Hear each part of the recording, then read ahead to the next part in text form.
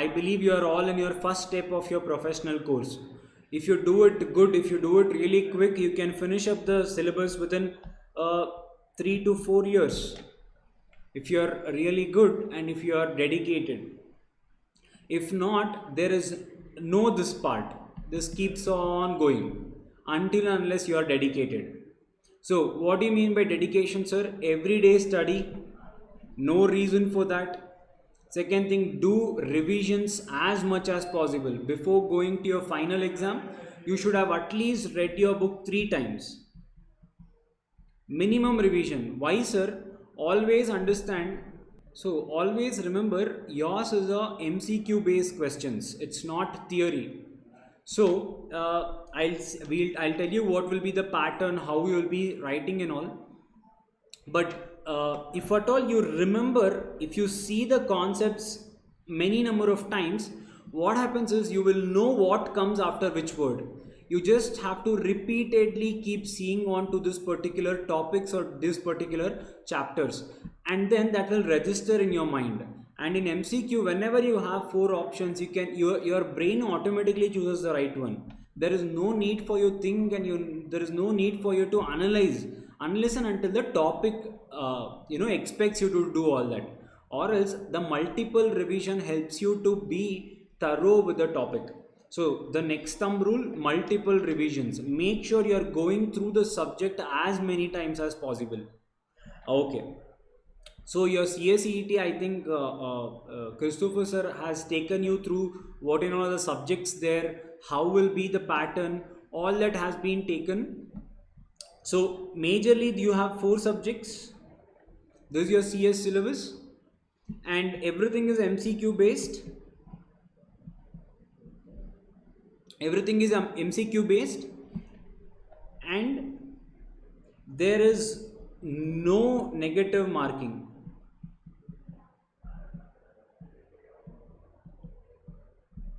There is no negative marking.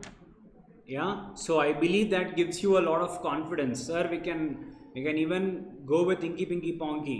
No, don't go to that stage. First try to analyze, try to solve, try to recollect. When nothing is there, you have no other choice than Inky Pinky Ponky. Yeah, so there is no negative marking. Okay, sir. So, sir, which subject will be handling today? Anyone? Which subject are we going to do today? Anyone? Which subject? Logical reasoning. Logical reasoning, yes. Anyone else? Which subject? Guys, I want you to talk. So we will be doing this particular topic. Yeah, so that was a good attempt. Yes. Paper 2, you have 2 topics in it. The first part is legal aptitude. In paper 2, we have 2 topics. First one is your legal aptitude and the second topic is logical reasoning. So my name is Sai and I will be helping you in teaching with legal aptitude, which both of this together consists of 50 marks. Both the topics together is 50 marks. Okay, sir. So that means legal aptitude will be for 25 marks. Yeah. So logical reasoning is for the next 25 marks. Sir, how many questions will be there? In total, there will be 35 questions, in which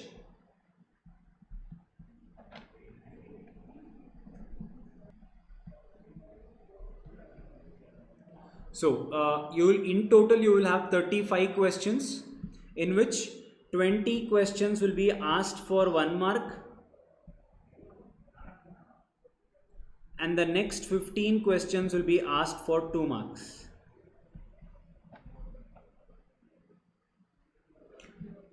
So this is going to be your subject pattern in the paper 2. So which one we will be dealing? I will be helping you to understand the first part, that is legal aptitude. Any doubts?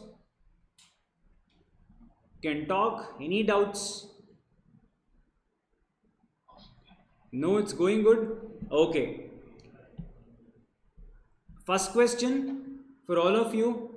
Fastest fingers first. Whoever unmutes and wins the race. Yeah, the first question. All of you ready? Yeah, we are already started with the questions. Yes? Okay, here is your first question. What is my name? Sai. Good. So the first thing here, attention to detail. Whenever we are dealing with any topic, make sure you are learning the topic here itself. Yes, because you never know where will the question come from in your exam. When we are going in detail, I'll tell you how there will be a further bifurcation when they are asking you the question. So it will help you to prepare in that particular aspect. Said that, this is your intro for your paper. So it's clear. This paper 2, you have two parts. One is your legal aptitude and the second one is your logical reasoning. So guys, I'll be giving you running notes as well, which will help you to revise. So whenever you're attending the session, make sure you have a book and paper handy. That is your book and pen handy. So we'll be having the running notes as well. Make sure you're noting whatever I'm writing so that it helps you from revision perspective. And I'll also be sending you whatever these PDFs are as and when we are done with that particular chapter. So today whatever we are done, I'll send you this particular syllabus in your WhatsApp group. You can download and you can read through. So I'll be giving you two notes. One is a in detailed one, which is also a summarized form of your CSEET material itself. The next one is summarized form of this particular PDF. So one acts as a quick revision, one acts as a detailed study. And in the PDF I'll be sending you, there will be this red. Can you see all this red and all? So all these are the particular places where there are chances of they asking you MCQs. So whenever such things come, so that make sure you put a quite little more effort and keep yourself marked or make that particular thing a highlighted one, so that you remember them in precise with respect to the entire particular chapter. So in the legal aptitude,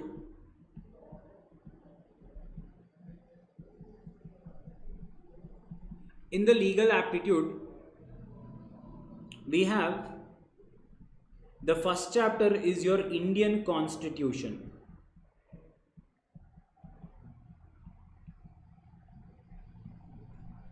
The second chapter is your general laws, in which you have Indian Contract Act.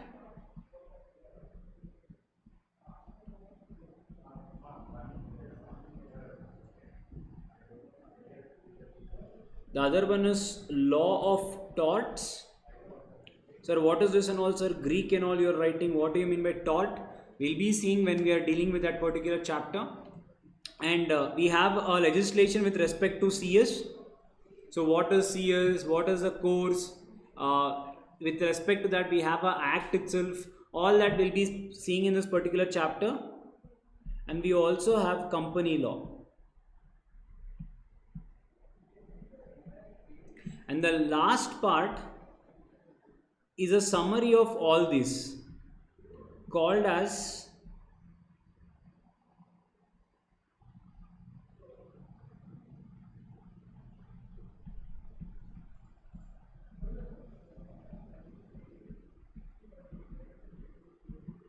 legal reasoning. So what exactly is this? Here you will be seeing with many provisions, you will be dealing with many sub provisions, you will be seeing with examples, illustrations, all that will be in this particular chapters. All that will be tested practically in this particular unit. This is not a different unit, but it is a summary of all this. So I told you, you will have different types of questions. What are the different types of questions here? First one can be direct questions.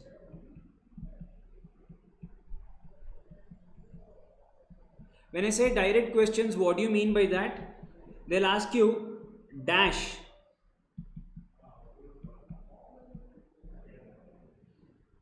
So they'll ask you a question saying that they will give you a blank and they'll give you a question. They'll tell you to pick the right option from the 4 options given. It will be a straight short question, or they will give you a full question and it is easy to solve. The first type of question, it is direct, and the second type of questions will be indirect. Sir, what do you mean by indirect? When I say indirect, that means case based questions.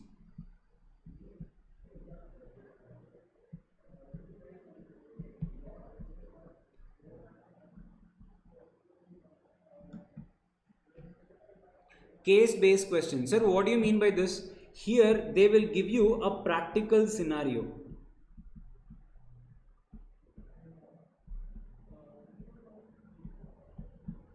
They'll test you how good is your knowledge based on all the sections you have gone through so far. They will give you a live example and they will tell you, you as a company secretary, you as the professional, how will you tackle this situation? After knowing all the laws, now you know what is a theory. How will you apply the theory in this scenario? They'll give you a scenario. So this part can be quite tricky. You need to practice a lot. You need to know what does the exact word mean. If you know that thoroughly, you can answer these questions easily. This part is going to be easy if you have multiple times of studying. This will not at all be a problem to you provided you put the effort. This, you should understand the concepts as well. Here hard work will fetch you the marks. Here you have to put your smart work as well. That is, you have to think. There will be a situation given. You will become a lawyer. You will think what will happen, how to win this case. There will be a case based question. Even that we'll be seeing as and when we are seeing your chapters. I hope we are clear with how your questions will come, what is that you will be studying in this particular subject, and what is the number of questions that will be asked, and what is also the weightage of the questions. Any doubts regarding any doubts?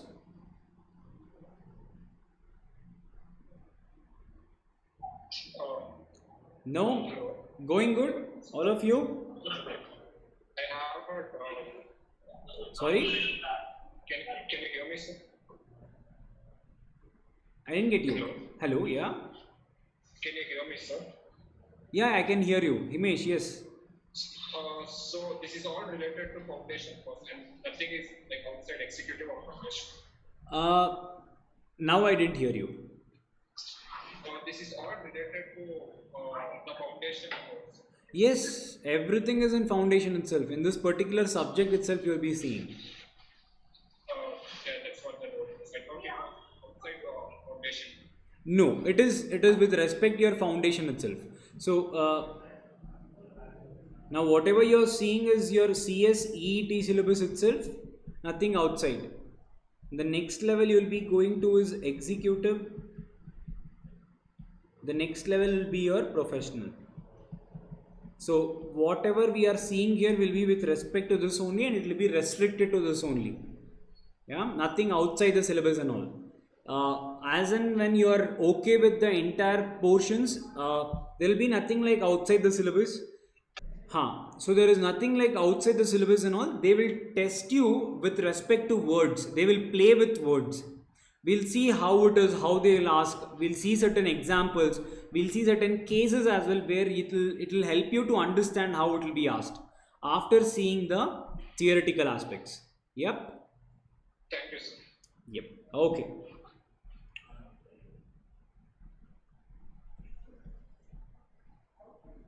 Okay. So said all that, let us start with your first chapter, that is your Indian Constitution. So before I start this particular chapter, that is Indian Constitution, is it new? Is it first time you're listening to this particular word, Indian Constitution? What is this? Is it new for you all of your, do you know something about Indian Constitution? Yes guys, anything about Indian Constitution? What is Constitution of India? Or is it totally first time that we don't even know what is that? We are actually listening to this particular word for the first time. Is it so, or do you know what is Constitution? Have you seen or have you heard what is Indian Constitution? I believe we had it in civics during 10th. Okay. Okay. Huh? Go on. Yes, you had it in 10th. So what do you remember? What exactly is Constitution, Indian Constitution? Is it an office? Is it an officer? Or is it any lawmaker? Or it is parliament? Or what is this Constitution? What exactly is this particular word? It is an official body, I believe, and it is called as government. It is the lawmaker. Okay, it is called as government. It is a lawmaker. Okay. Okay, fair enough. Anything else, guys? Any other interpretation? Let it be even whatever is your understanding. Even as let it be silly or let it make sense. Whatever you feel. What is the Indian Constitution?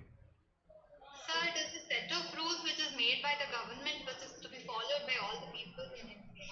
Okay, there comes a textbook definition. Pranita says, sir, it is a set of rules which has to be followed by all the lawmakers. Okay, next, fair enough, good enough, go on. What else is Indian Constitution? What else do you know? So it is a body of fundamental principles. It is a body of fundamental principles. Okay, what exactly fundamental principles?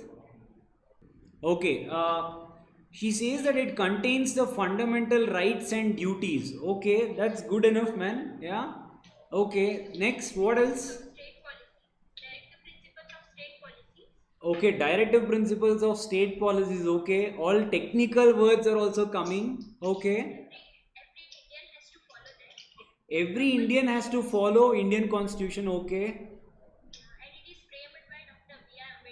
okay, it is framed by Dr. B.R. Ambedkar. Okay, Sir, in layman's term, I believe it's just a framework within which we live and carry out activities. okay, it's in a layman's terminology, it's a framework within which you can carry on your activities. Okay, yeah, fair enough. Yes, anything else? Not bad. I mean, that was a good contribution. You people know a good amount of whatever civics, wherever you have seen this, and a good part of your history of the Constitution. B.R. Ambedkar had formed, sir. Good. Okay, sir, what exactly is Indian Constitution? First thing, now whenever you're going on a road, there will be a sign. Put that, arrow mark will be put and it says like this. It says it's a one way, that is, it's no entry. There is only possibility from the other way. Who tells you that you have to follow this? What if there is a board? If there is a board, should you follow? Who tells you to follow? Is it mandatory? Next thing, assume you didn't follow this one way. What will happen? Sir, there will be a police complaint. He will come and arrest you.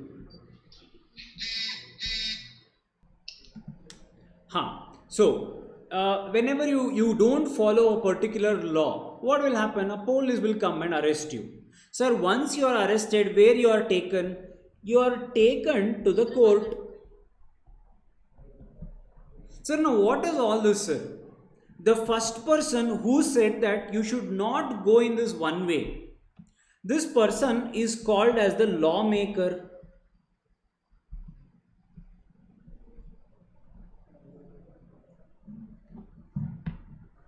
The next person who comes and arrests you, this person is a executor of the law. The person who comes and hears the disputes, is called as the judicial, or in our simple language, a judge. Sir, all these people, when I say the lawmaker, all these three people together are called as together organs of the government, organs of India. It is organs of our nation. Sir, what are the three organs of our nation? The first organ of our nation is your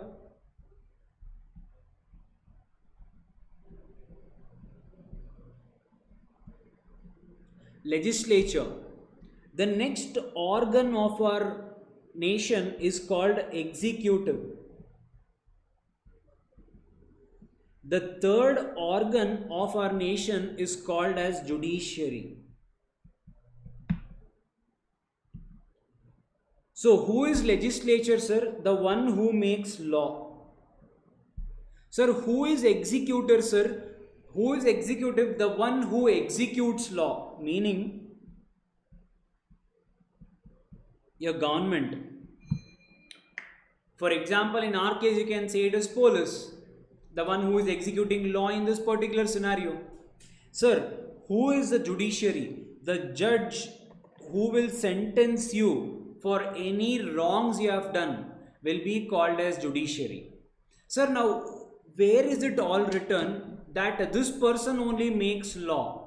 This person only executes whatever is written in the law, and the third person only listens to whatever has happened so far.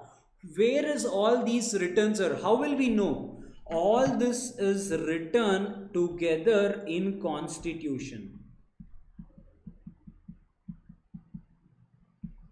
Sir, so what is Constitution? Constitution is just a book. Is it, sir? Is it just a book? A book like the one which we are writing, classmate, that's all? Yes, it is just a book.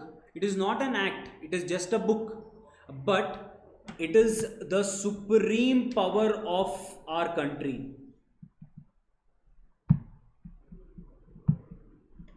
It is a book, but it has the supreme power of our country. What do you mean, sir? No one is above our Constitution of India. Be it president, be it prime minister, be it a celebrity, be it any person. They all come under the supreme power of our country, that is our Constitution of India. So what exactly is this Constitution, sir?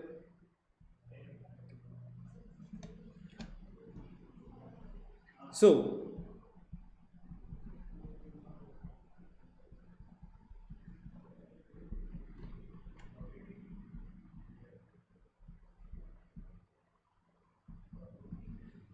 introduction or framework of your constitution. Sir, what exactly is this constitution?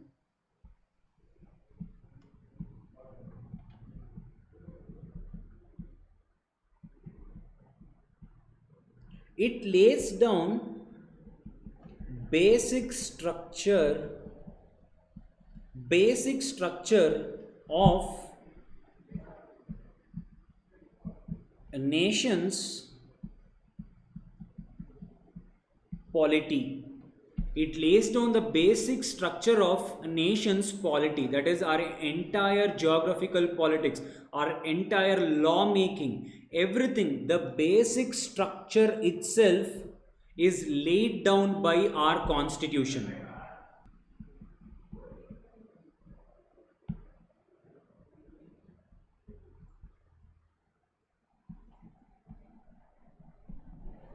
So constitution was adopted in Constituent Assembly. Constitution was adopted in Constituent Assembly on 26th November 1949.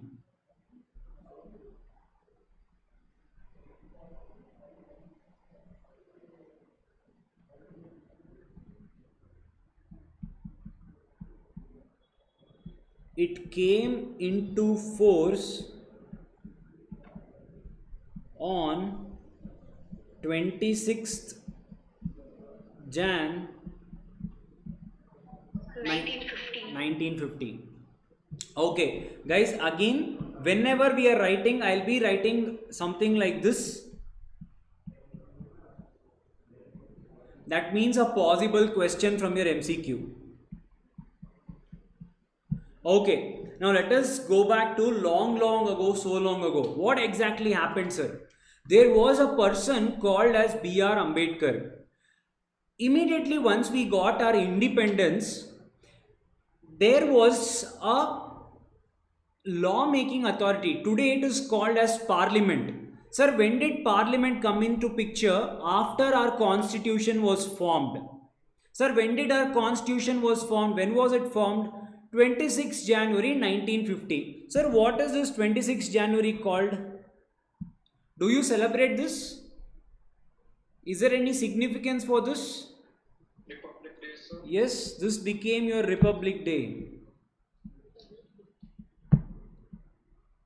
The day when Constitution of India came into force.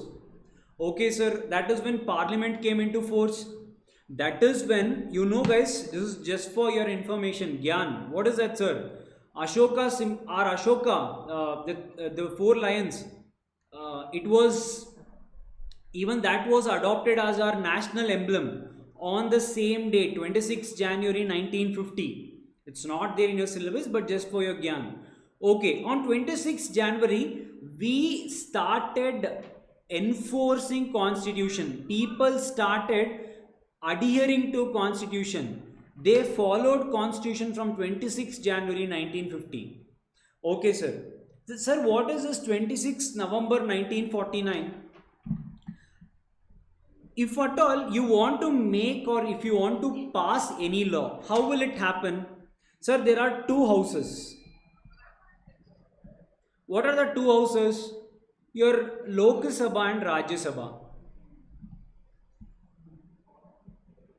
Your Lok Sabha and your Rajya Sabha. Now, for example, our recent bill, let us assume GST. GST was introduced, that is, they wanted to bring it into picture in 2009. But what happens in this houses? One will be the ruling party, the other one will be the opposition party. They will fight. They will fight until both of them agree and they pass this particular law. In the same way, today when I talk about two houses, these two houses together is called as Parliament. But Parliament was not there that time. Parliament came into picture after your constitution was formed. Correct, sir? Then where did we submit our constitution, sir? Did we just print it in the press? Did we just write the book and did we leave? How was it enforced on people? It will be enforced on people only when it is adopted in Parliament. That day there was no Parliament. Then where did they adopt this? Where did they enforce this? They enforced this in a house called as Constituent Assembly. Sir, what is Constituent Assembly? Prior to Parliament, this was the law-making authority. Here is where they were debating. They were fighting, just like today's date, where MPs will sit and fight. That is where back then it was a place called Constituent Assembly. So initially there was a drafting committee which was formed. The head of the drafting committee was our Ambedkar. So Ambedkar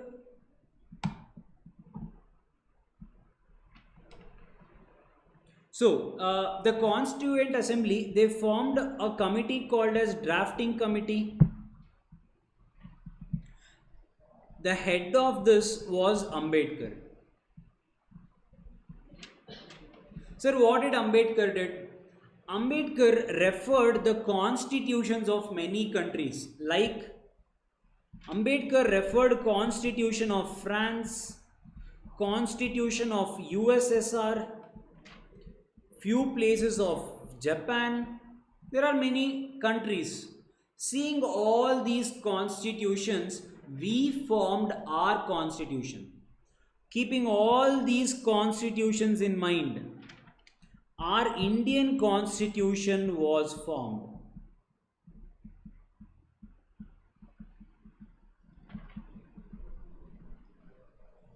So, if you compare it with other countries, you will have somewhere or other some part of the traces in Indian constitution. Okay, sir. So, B.R. Ambedkar reduced all this into Indian constitution, and he submitted this written document in that constituent assembly where all the ministers will sit, and he gave them for their review. He said, sir, I have referred to all possible documents. I have seen that what is good for our country, what is not good for our country. Keeping all this in mind, I have formed certain laws which is a basic structure of our country, said Mr. Ambedkar. And he represented this book in that particular constituent assembly where all the ministers sit. Now they started debating on that book. Few said there are certain changes to be done to this draft. They suggested changes, few of them agreed, few of them disagreed. It went on. And finally, the Constituent Assembly finally adopted the draft on 26th November 1949. Meaning, they said, yes, now this is the structure of the Constitution. Now we say everything is fine. So it was finally adopted in that day's parliament called Constituent Assembly by all the ministers. All of them said, yes, it's a perfect draft. Sir, did they come to the draft? I mean, was it finalized without any changes? For your information, not in your syllabus. Whatever the draft was first given by Ambedkar, that draft was subject to 2000 changes. Nearly 2000 changes were made to the draft prepared by Ambedkar. And finally, after adopting all these changes, the final document was adopted and they said, yes, now it looks good. And finally, it was adopted on 26th November 1949. And it was enforced, it came into picture, it was live on 26th January 1950. Yes, both these things are important from your exam perspective. Okay, sir. And other few facts about your Indian Constitution. Indian Constitution is the longest constitution in the world. Ours is the longest constitution in the world. We have in total 448 articles. It's not there in your syllabus. For your Gyan, I am telling. Ours is the longest constitution.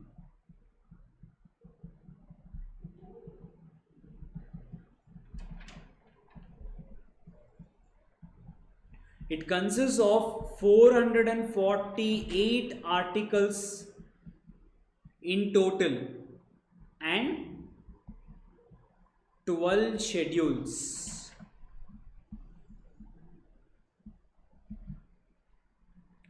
12 schedules. It's not in your syllabus. For your information, I'm just telling.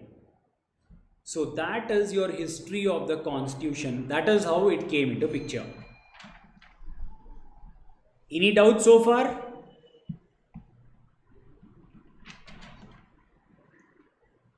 Any doubts? Sir, longest written constitution, right, sir? Yes, I'll come to that part as well. Yes. Okay. Just that, okay, you said let us come to that. Okay, one more Gyan. What is it? Ours, so this is a Gyan number 1. The second one, the second Gyan, ours is a written constitution.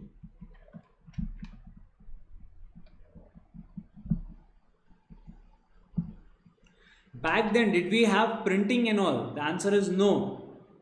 So how did it come into picture? This constitution was written. Yeah, it's again, we'll come to that part, but it is a Gyan for you. It was a written constitution. It was written by two people called as, one person is called as Prem Behari and Naren. These two are the people who wrote our constitution. They sat and they wrote all these articles together. One person's name is called as Prem Behari, the other person's name is called as Naren. They both sat and they both wrote the entire constitution. I should be having it for you.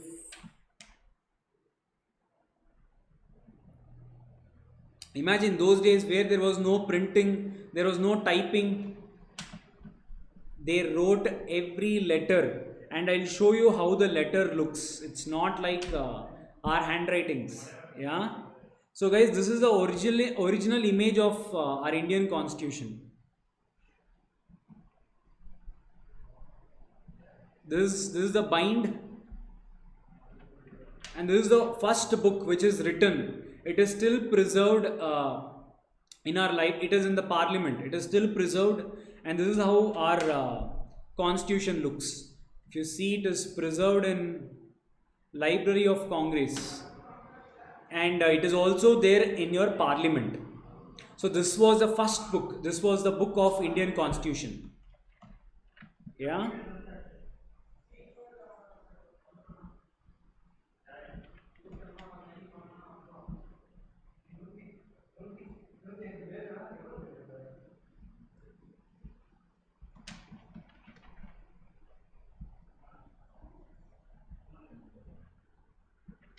Can you guys see the handwriting? Is it visible?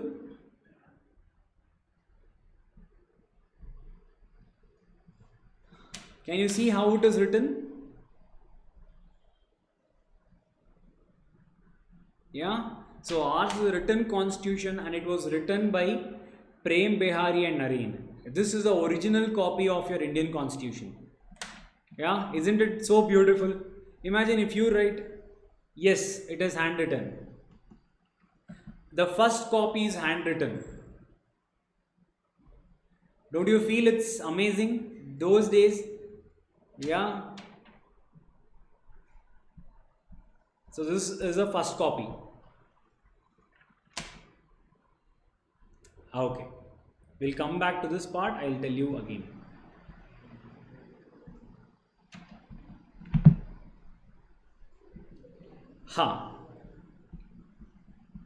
Okay, sir. So, introduction or framework of your constitution. The third part. One of you said, so the vision of our founding fathers. Our founding fathers are contained in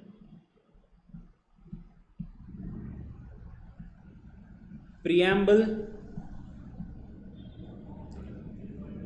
fundamental rights,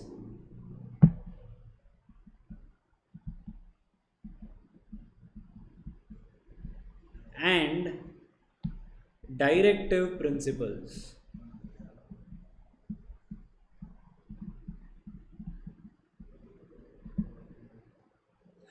So, sir, what was the vision when they wanted to pass the Indian Constitution? Back then, why did we need Indian Constitution? There was one company which came to India and they said, we want to do business in your country. And what did we say? We always welcome people. So we said, why not? Come and you can do your business. They started doing the business. They started forming groups in India, and they formed something called as their rule itself in India. That company is called as East India Company, and they are none other than your Britishers. They took whatever moral rights we had as humans. We were exploited. We were not able to, we didn't have certain basic fundamental rights. What are that we'll see when we go into the topic. So we were deprived of many things. Many things from us were snatched. You were not able to meet in public. even that was a back then, even that was a fault. Even you cannot meet in public, you were not able to express whatever you thought of, you didn't had freedom to speak also, you were brutally punished back then. So ultimately, when we got freedom, that is when our Indian founders, when I say our founding fathers, people who formed the constitution, then they felt a need, whatever we have suffered so far, that should not be suffered by our next generation. And that is when they laid down these three things. There is one more thing which you will be studying, which is called as fundamental duty as well, but these three things are the main. What is it? The first one is called as preamble, the second one is called as fundamental right, the third one is called as directive principle. All these three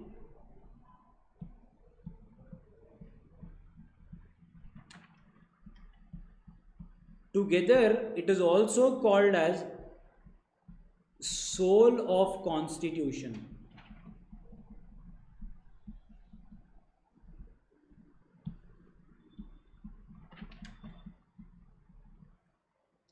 These three together was also called as soul of constitution.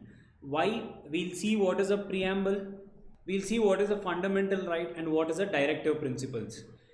Ideally, for now you understand, we were deprived of our rights for ages. For 3 centuries we were not allowed to do anything. So our rights were reserved through this book. So that is the reason this three together is called as the soul of the constitution. Yeah? Okay, sir.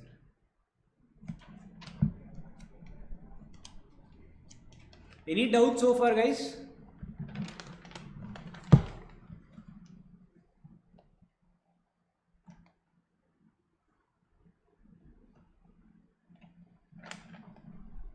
Okay. The fourth one, public authorities. Public authorities, that is your legislative,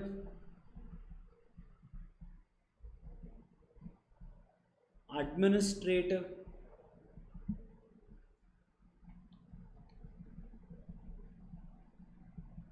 or also called as your executory, and judiciary. All these are public authorities. They are made for us. They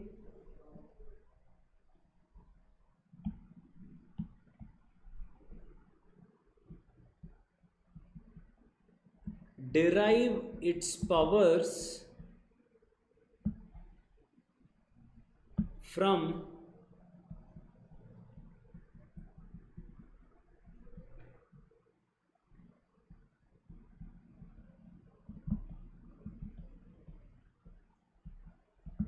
So they derive the power from Constitution of India, whatever we saw earlier.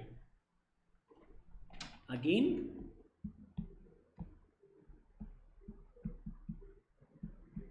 so these will be the straight short questions which I was telling you. They'll ask you dash will derive the, public authorities derive the power from dash. That is, they will give you constitution, they'll give you government, they'll give you certain options. So this is how the direct questions will be. If you keep seeing that this repeatedly, this will register in your mind. So whenever things are asked directly, remember, always try to, instead of mugging up, just repeatedly revise it. You need not have to, you need not be able to write everything. It is only that you need to recall and you have to recollect. Whenever asked, it should just strike your mind. Yes, this is the provision. Because it is MCQ, that is the difference between written and MCQ.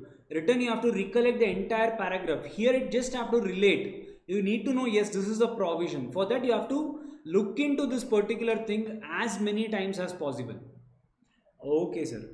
So, this is your framework or your intro of the Constitution.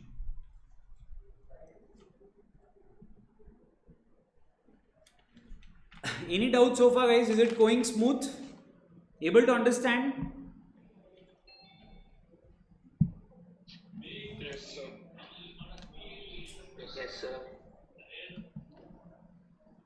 Cool. Okay. So the next one we come to preamble.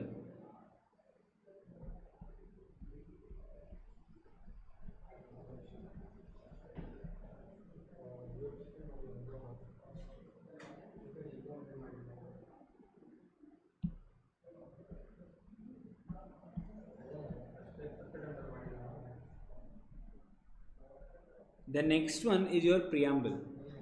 Sir, what do you mean by preamble? You take any book. You take any book, even your basic books, your novels. You take any book. The first page will be preamble. Sir, what is preamble? It is nothing but an introduction. It is like a summary of the book. Preamble, it says why was this book written. It can be any book. In the same way, even constitution has a preamble. Sir, what is that preamble? It says why this constitution was passed. You can have the entire summary of the constitution in just one page. You will know why this particular thing was formed. So preamble was also there in our Indian constitution. Sir, what did the preamble say? Even you people are aware of it. It's a very famous phrase. What? We the people of India, we the people of India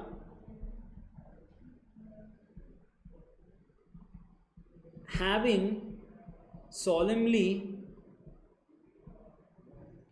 What do you mean by solemnly? Means sincerely.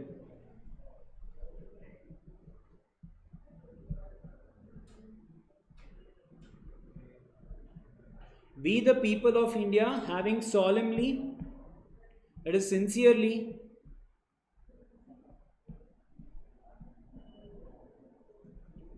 resolved to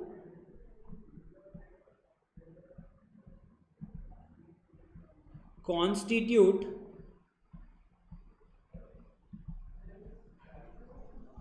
India into sovereign,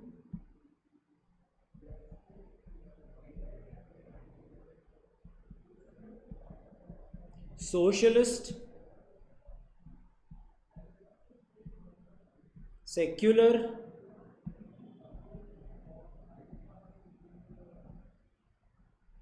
and democratic republic.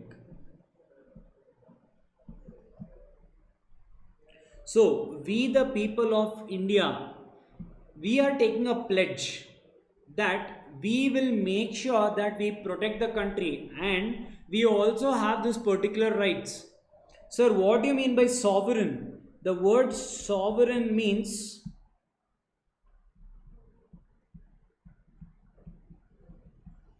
working independently.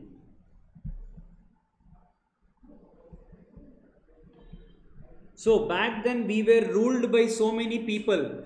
Going forward, we will work independently. We are supreme. We are the superiors. We don't want anyone's help. Said our Indian Constitution's preamble. Socialist. That is your entire management. That is entire ownership is with government. Government will not let the money or the power be decided by the people. That is, the government takes the decision for the people. So ideally ownership is with government.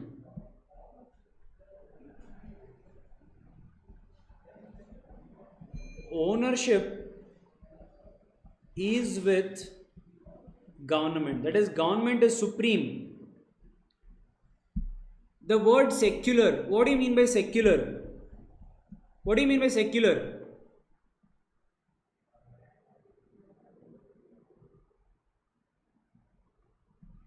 Secular, not a new word. Okay, what do you mean by secular? Huh? Sorry? Protection. Okay. Yes. Sakleen says that no discrimination in caste. So ideally, what exactly do you mean by secular? Yes, in a way you are correct. So what do you mean by secular? You can practice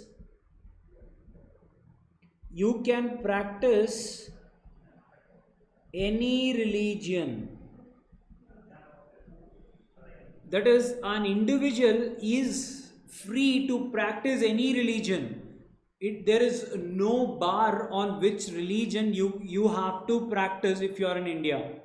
That is the reason we say we are a secular country, meaning we are a country of many religions. We live in a brotherhood. That is, we live together. Yeah? Okay. Sir, okay, last one. What do you mean by democratic republic? A country where everything is built by people. A very famous thing. What? All of you know. This is nothing but the government is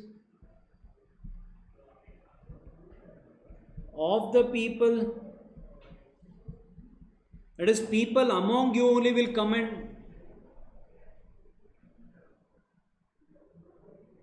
Okay, Gagan asks what type of practice and religion. No, it is not. What do you mean by practice here is you can follow your religion. Now, for example, each one of us have different practices in our religions. When I say you can follow any religion, meaning whatever are your customs, practices that is there in that particular religion, that you can follow. There will be no restriction on that. When there is no restriction, that country is called a secular country. There is no full stop. You can practice anything in this country, provided you are not forming against any. It is not immoral to the society. You are not doing which is restricted.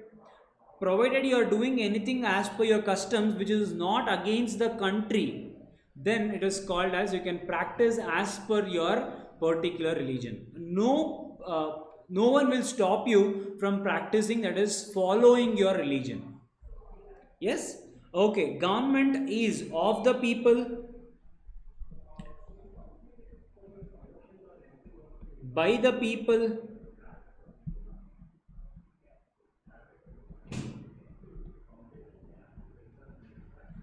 so of the people amongst you only will be selected. You will come and stand for elections. He will be selected from you only. By the people, who will select? You only will select. How? Through elections. Ultimately, why is the government, sir? It is for you. So, selected from you, selected by you, selected for you. That is called as democratic republic. When I say democratic, that is people.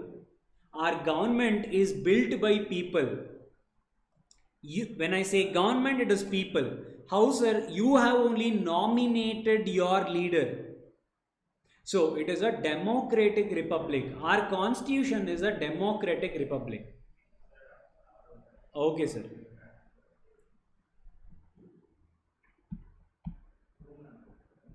So questions can be asked here as well. What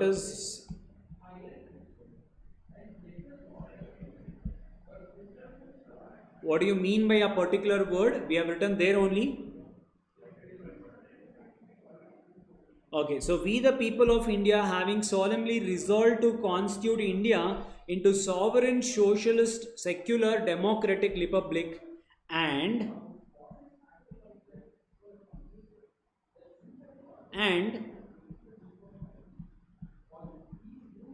to secure to all its citizens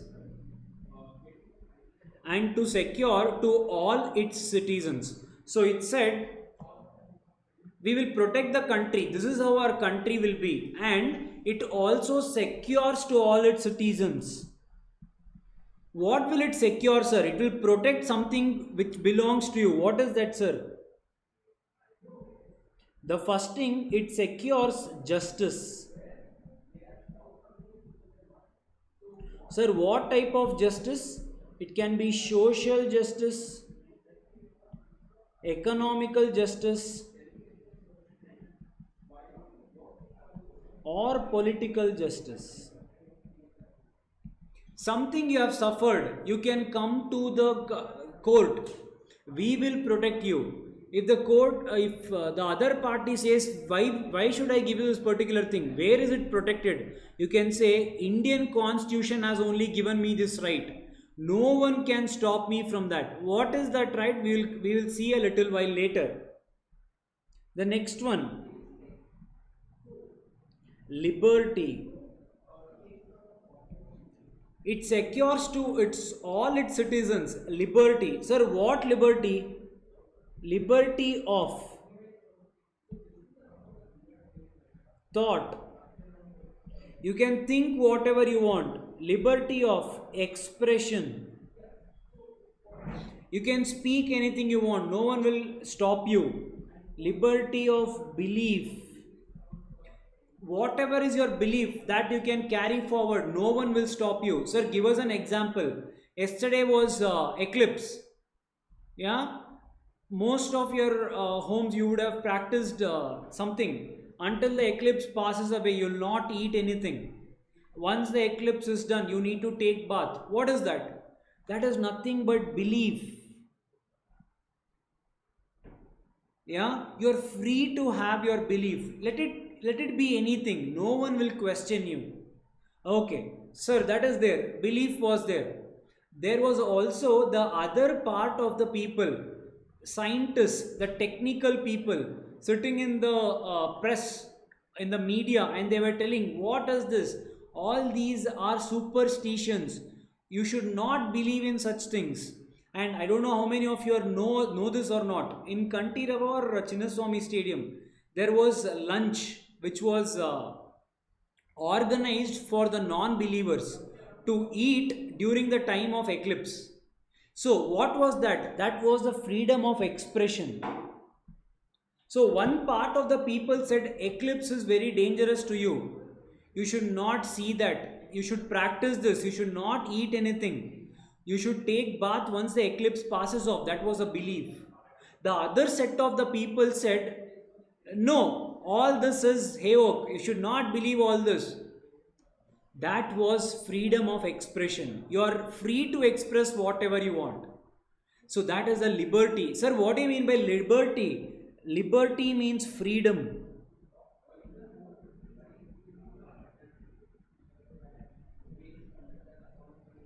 Okay, next one, liberty of faith. And the last one, liberty of worship. You have freedom to do all this.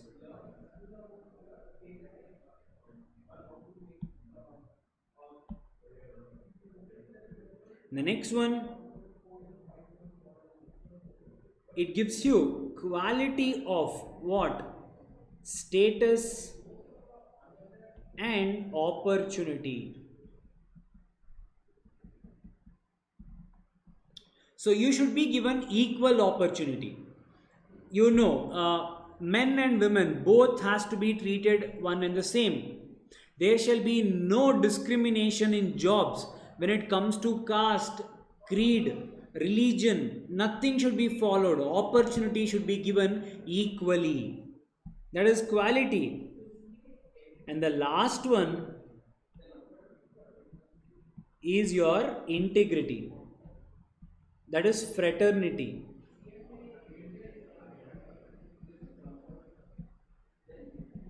Fraternity meaning, sir, fraternity means integrity of the nation.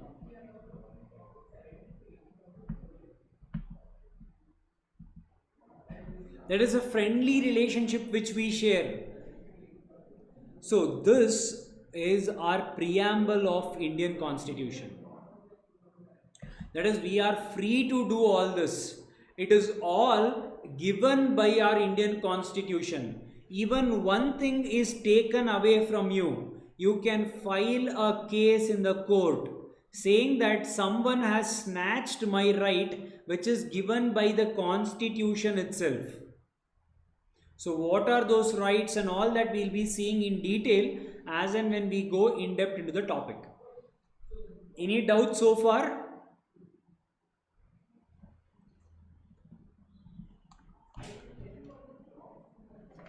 Any doubts, guys? No, sir. No? Okay. It's clear? Easy? Yeah, it's easy. It's easy. Done. All of you going good? Cool? Yes, sir. Yes, sir.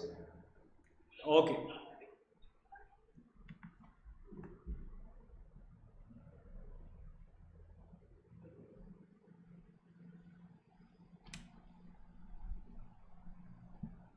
So this is how our preamble looks in our Indian Constitution.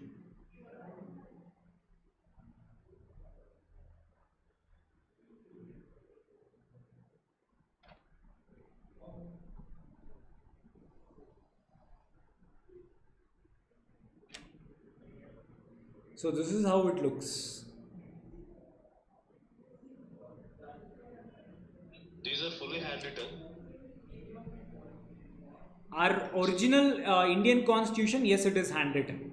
There was no printing, nothing was there. Full book is handwritten itself. Yes, our Indian Constitution is handwritten. Yes, excepting the designs and all that and all is it's a different part. But You were saying that there was no print for that time and written in hand itself. the major reason about this part was there were multiple amendments going on, multiple changes going on. So that is the reason it was a handwritten constitution. Then how did they make a design?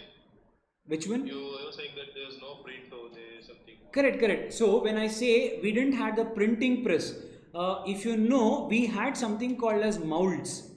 What is that? You take a print, just like a seal. British India were having seal. Yeah, so that is how the designs were formed. It is called as mold. That was different. Yes. Yes? So this is what is given in our constitution. We have a doubt. Sir, can you please fraternity? Okay, what do you mean by fraternity? Okay, so you can see this. I'll come back to the fraternity part. It's the integrity of nation. Yes, it is the integrity of nation. Can you see here only they have given fraternity, assuring the dignity of the individual and the unity of the nation, all of them acting together. So it is a pledge we take. So it is not taken by the government, it is me and you. Sir, where is it written that we are taking the pledge? What do you mean by pledge? Promise, oath. It is an oath taken by you. Where are we taking the oath, sir? See the first sentence. What does it say? We the people of India having.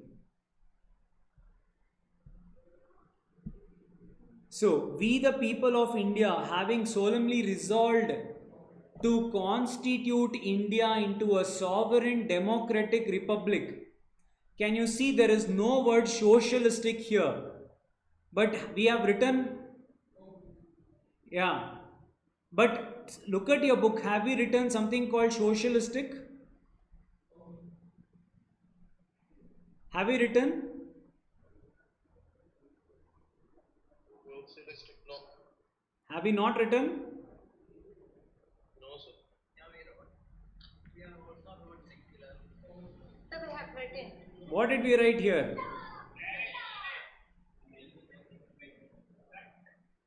Yeah, so what is this?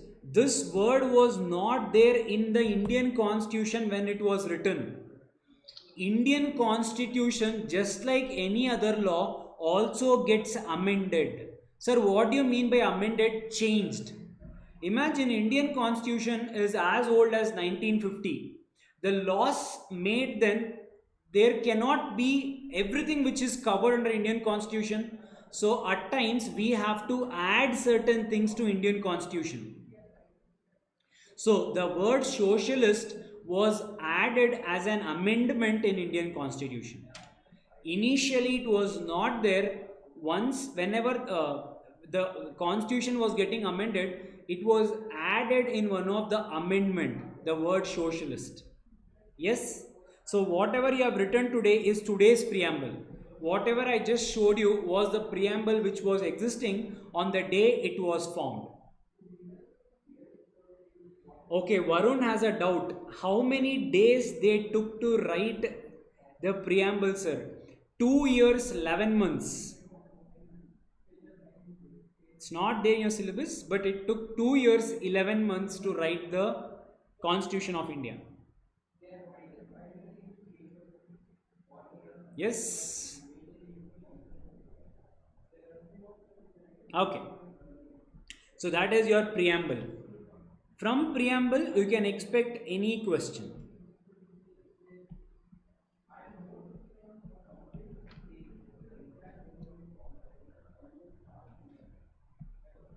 So, how is it going?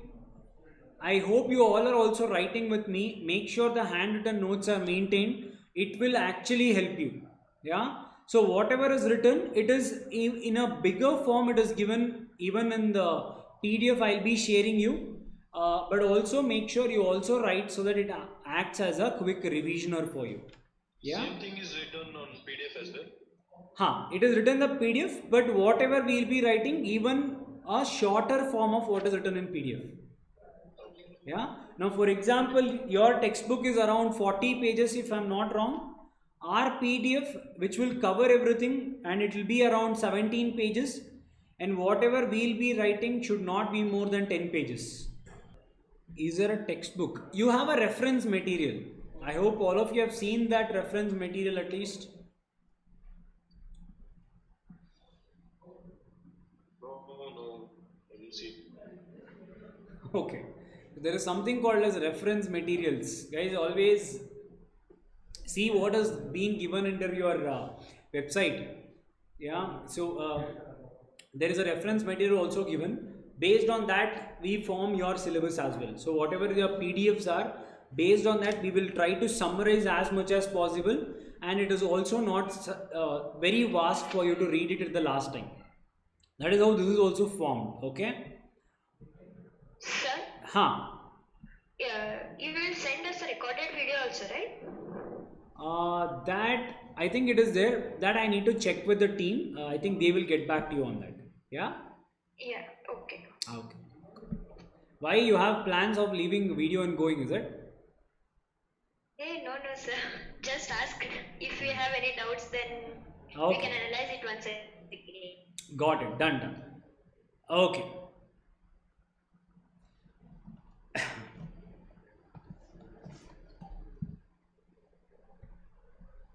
Okay, so sir, we got to know that our Indian Constitution, there is a preamble. Sir, what is Indian Constitution? How was it formed? Everything we got to know. Now, once everything was formed, people of India, they had a doubt. Sir, what is the doubt? Whether our Indian Constitution is federal in nature or unitary in nature. Sir, what are these two words? Our next topic is the next doubt of the people of India. That is whether the Indian Constitution of India is federal or unitary in nature. This was the doubt. Sir, why did we get this doubt? As I told you, the first sentence, our constitution has been written by referring to many constitutions. It is not framed by one man with one thought. We have referred to many constitutions, we have taken the best of it, we have eliminated the worst from it, and we have consolidated many constitutions and we have formed one solid document. Now, every country had its own color of constitution. Few were federal, few were unitary. Sir, what is this federal or unitary? Federal means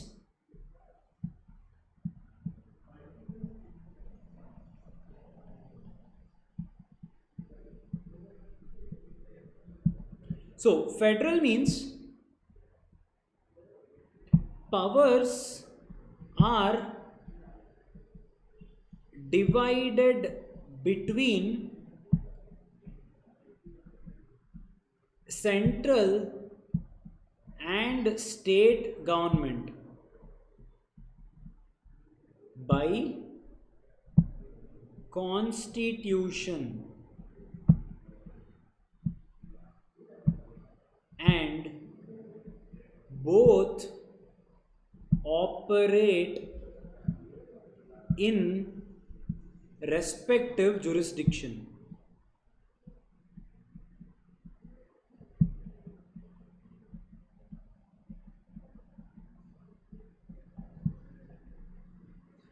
Sir, what do you mean by federal nature?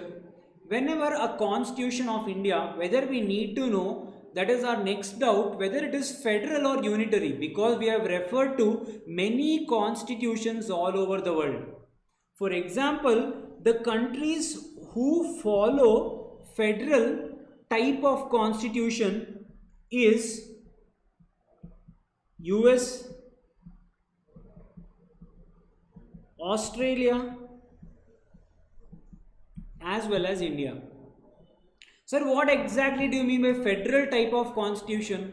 It's very simple. The power is divided between center and state. These all are important for exams, sir? Which one? You said all the questions. These are important? Yes. Exams? Whatever we are seeing, yes, it is there. So, unless and until I tell you it is Gyan, we will not be deviating from your syllabus. Okay. Yeah. So, whenever I write this meaning and all, it is for you to understand it better, that's all. These all are direct questions, right? It will be direct questions, yes. Yeah. Yes. I'll tell you how the indirect questions will be. Whenever you feel that, sir, something is going out of our hand, that is indirect question. Yes. Yeah. You feel that, sir, this is the course which we thought, that is the indirect question. Yeah. Okay. Which will test your knowledge. Once you go through the entire chapter, I'll show you. I'll give you one example. I'll explain you the provision. I'll see how you understood it. Yeah. So that will explain you whether you understood the concept or not. So the conceptual will be tested. Okay. So the federal meaning is where the powers are divided between the central as well as state by the constitution itself. That is, the constitution itself says, you do this and you do this. You both will not fight for it. When the powers are divided between the central government as well as state government, they will not fight for each other for one particular aspect. Then it is called as a federal government. That is a federal type of constitution. Meaning, now say for example, there are certain acts. So there are certain acts which only the central government can decide. Central acts. For example, sir, your military, defense, navy. It is not with respect to state perspective. It is not state perspective. It is central as a whole. ICSI, central as a whole. There are also certain matters where central government will not interfere into the matter. For example, your police service, which is different for every particular state. So the central government said, see, this is called as police service. You form your own laws. I will not come and intrude into your independence. That is called as state respective state power. So there will be no fight at all. There is a mutual division between the power. That is, central government enjoys certain power, state government enjoys certain power. Sir, where is it divided? It is divided in the constitution itself.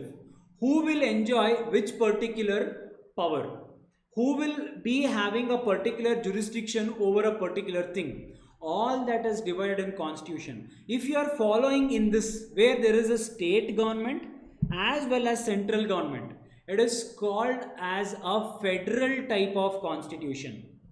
Sir, what do you mean by unitary?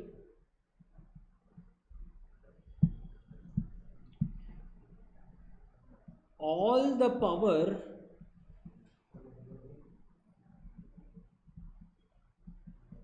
is with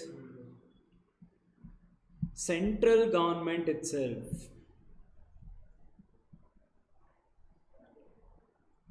State government,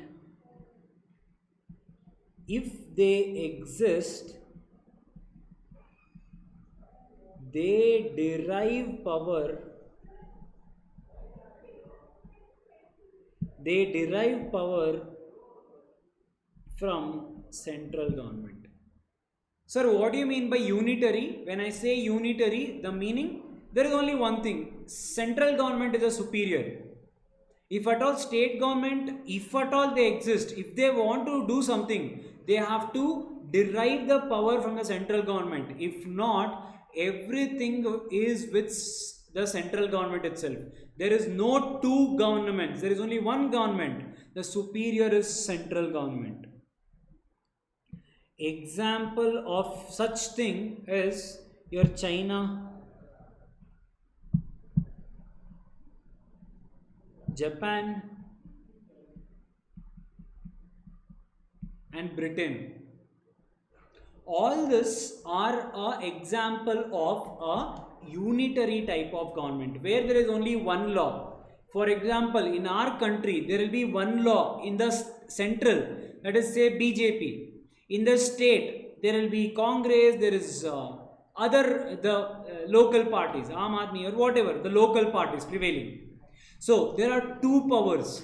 Whenever there are two powers applicable on you, one in the central applicable to everyone, as well as state respective power, it is called as federal nature. Unitary, only one government prevails, that is only central, that is called as unitary government. So when you talk about India,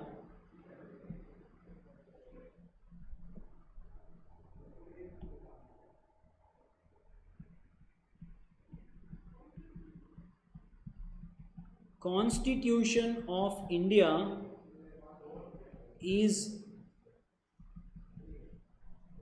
basically federal, but with certain unitary features.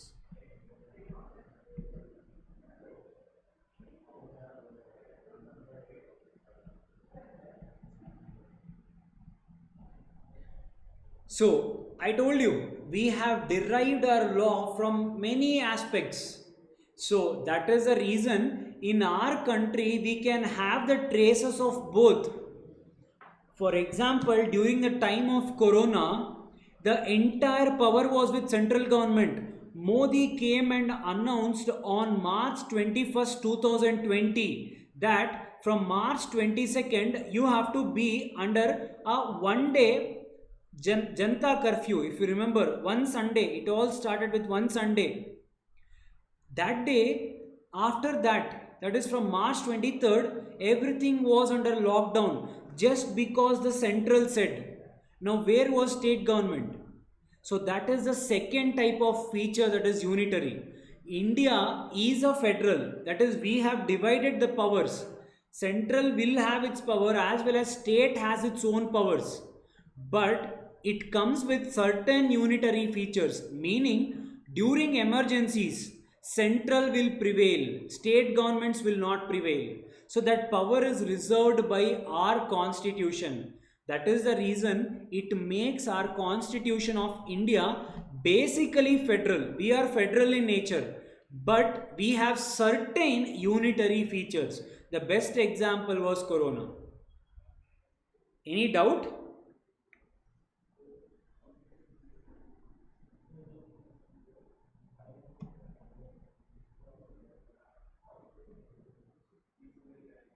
Any doubt in this?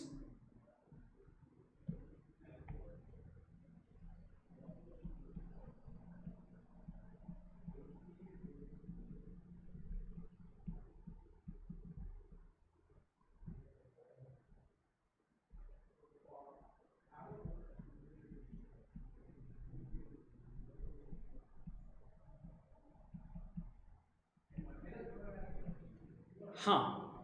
Okay. Sir, you said ours is a federal system. On what basis we are declaring ourselves as federal? There should be some grounds, right? So, what are the grounds? If at all these features are present, we will be called as a federal government. That is a federal type of constitution. What are those features? The features are, first one, there should be a dual government.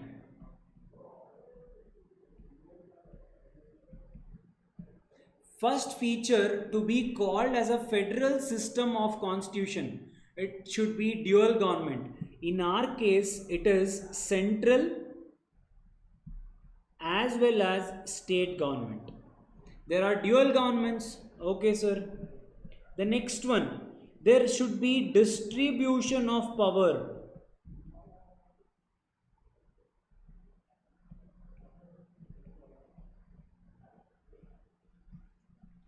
In our case, we have distributed power. I told you, military comes and falls in, say, a central list. There is a list given, not there in your syllabus. I am just giving it for your gyan.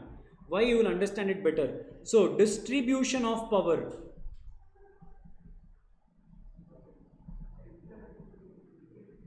Our constitution, we have clearly mentioned who should take decision when. If at all the central government is taking decision, it is called as union list. If the state government, it is left on the states to decide whether do whatever you want. It is called as state list.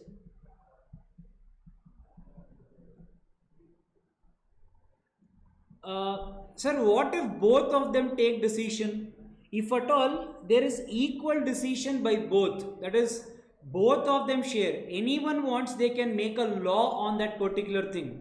It is called as concurrent list. Not there in your syllabus, but for your understanding I am just telling.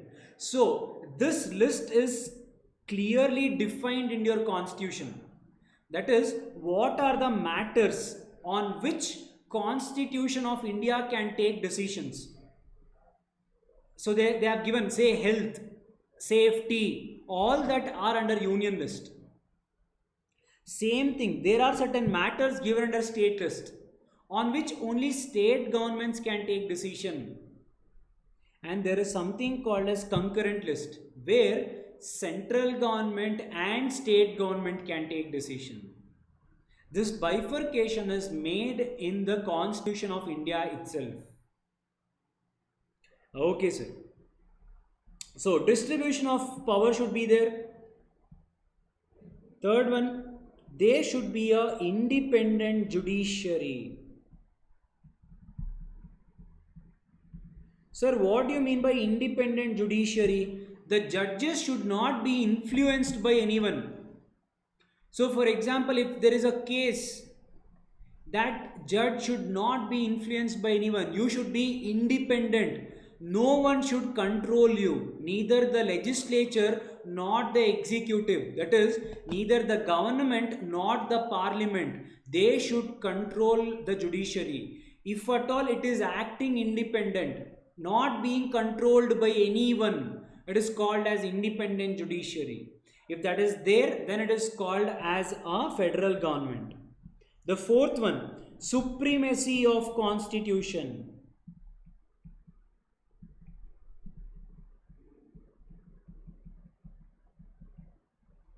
So that is what we started with. What? The supreme power of India is your constitution. So constitution should be above all. Okay, if this is also satisfied, then you will be called as a federal type of government. Okay. Under this, there is one more thing. Supreme Court is the guardian of Constitution. Supreme Court is also called as the guardian of the Constitution.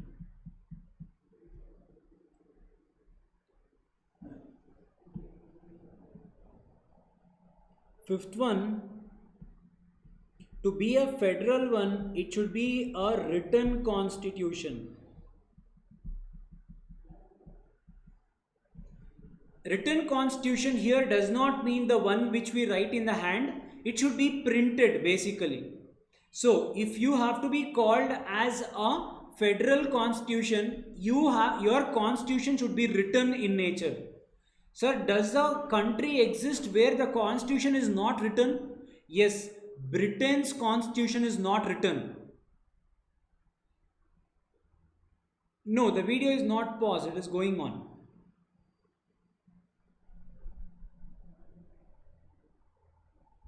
Able to hear any technical problem?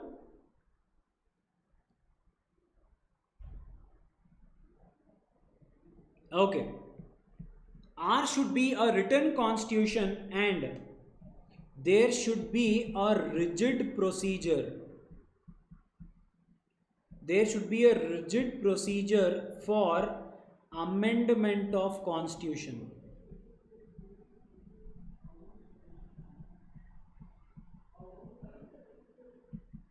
So if you have to make any changes to the constitution, okay, done. So if at all the 6 conditions are satisfied, you will be called as a federal country, that is a federal constitution. So the six things I repeat. After this we'll just take a break. It should be a dual government. There should be a clear distribution of power. There should be an independent judiciary. The constitution should be supreme and it should be a written constitution. That is, it should be in a written form, printed or anything, it should be a written form. Britain's is an unwritten constitution. And there should be a rigid procedure for amendment of constitution. Sir, what do you mean by amendment? If at all you need to change anything. Rigid means a hard procedure. That is a difficult procedure. So if at all these 6 things are there, you will be called as a federal country. So that is the reason ours is a federal type of constitution, but with certain unitary features. Yeah? Okay. So let us quickly break for 15 minutes. So let's start. So we finished what is a federal type of nature. We saw everything. Okay. So here is the first question. Ours is a federal type of constitution. Yes, we all saw that. If at all it is a federal constitution, there are 6 characteristics. That is, it is rigid, it is a dual government, distribution of power, independent judiciary, supremacy of constitution, written constitution, and there is a rigid procedure for amendment of constitution. That is, it is difficult to change the constitution. Okay, here is the first question. Can we change our constitution? Is it possible? Ours is a federal type of constitution. The last condition says it is difficult to change the constitution. Now answer me, can we change our constitution? Is it possible?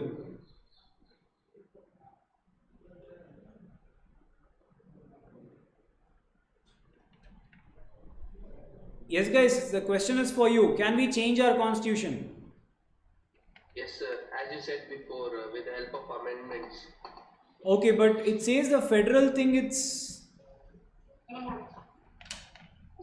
Yes, someone said no. Who was that? Is it yes or no? Okay, Mohammed says no. Anyone else? No. Can we change the supreme document of our country? Is it possible? Like whenever we have a problem, let us change of this particular. So BJP government comes, it changes. Congress government comes, it changes. Is it possible? Can you alter the Constitution of India? Varun also says no. Yes.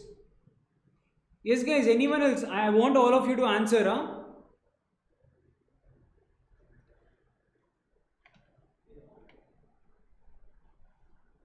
Anyone else? No, sir. Pranit also says no. Yes, that obviously right. Ours is a federal type of constitution, which means there is a rigid procedure for amendment of constitution. Guys, there is a silent question. The first thing I told you, the word socialist was not there in our constitution. It was added through an amendment. What is that then?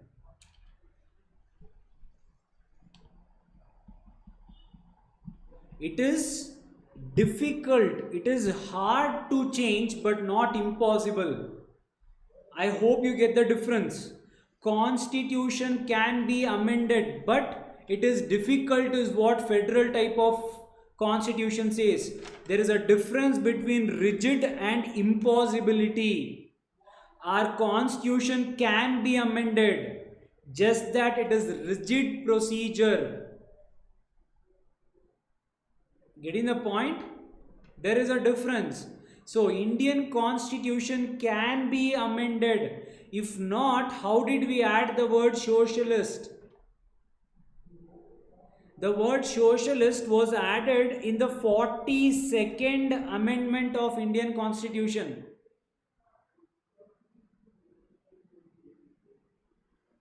It takes, yeah, ideally yes, it is a lengthy procedure. It is a rigid procedure is to amend the constitution.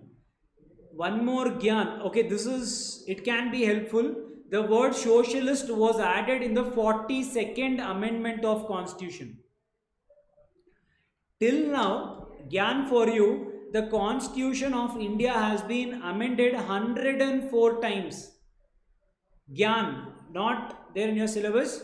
Constitution of India has been amended 104 times as on January 2020. So it's not impossible. It is just difficult. Yes. So this is how your interpretation oriented questions will be. Yeah. Okay. So that was with respect to federal or unitary type of constitution or the government. Okay, sir. The next topic. Sir, whenever we talk about fundamental rights, fundamental duties, against whom do we have these rights and duties? All these rights and duties we have against state. What do you mean by state? I hope all of we know. What do you mean by state? So every individual enjoys the fundamental right against state, fundamental duties against state. Directive principles is for state. So what is the state? What do you mean by state? State is not new, right? You have been listening to word state from very long time. What is state? Karnataka state, Tamil Nadu state, Maharashtra state, Uttar Pradesh state. Aren't all these states?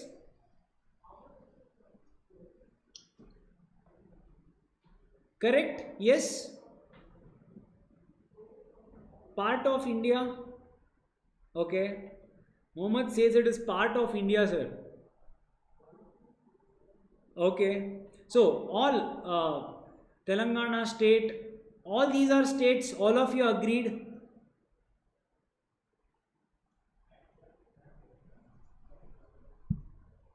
Did you start the class? Yes, we started.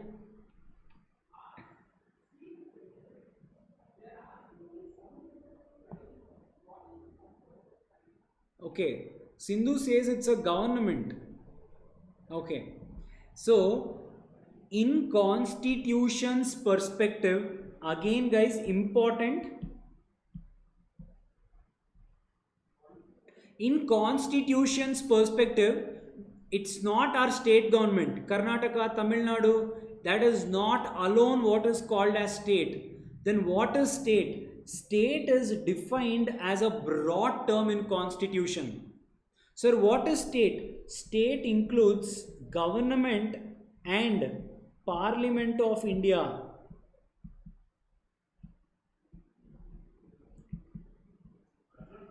So we are not telling central or state government, it is just government and Parliament of India and government and legislature of each state.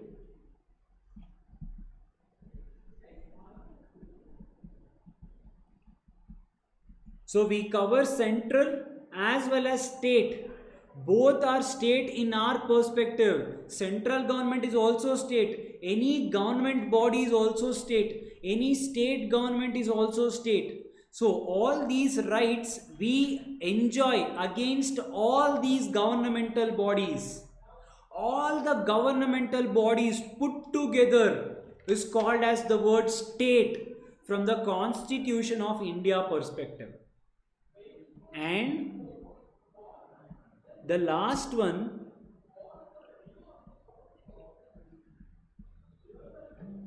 local authorities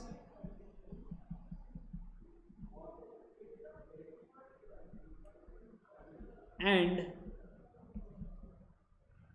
other authorities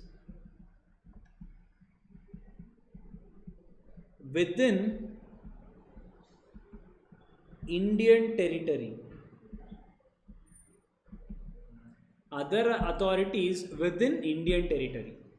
Sir, give us an example of local authorities and all this. So, local authorities include your municipality,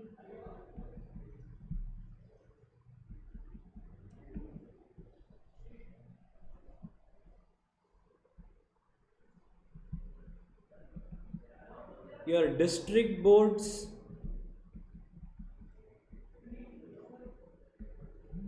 panchayat. If you go to villages, there will be panchayat.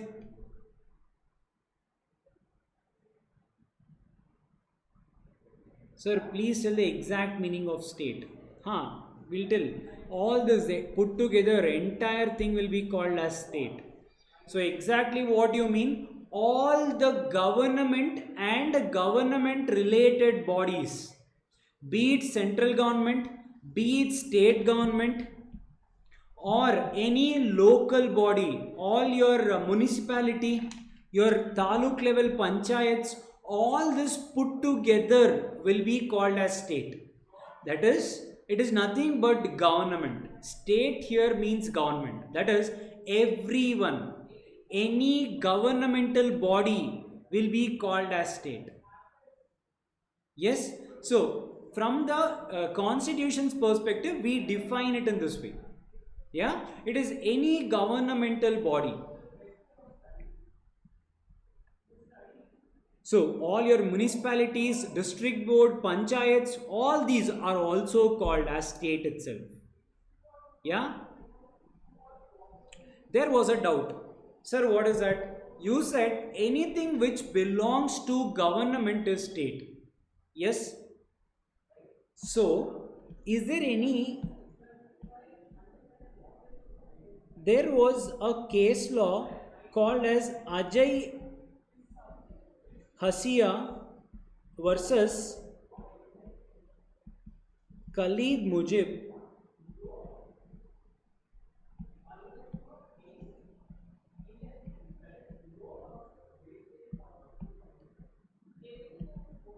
In this particular thing, Supreme Court has given test for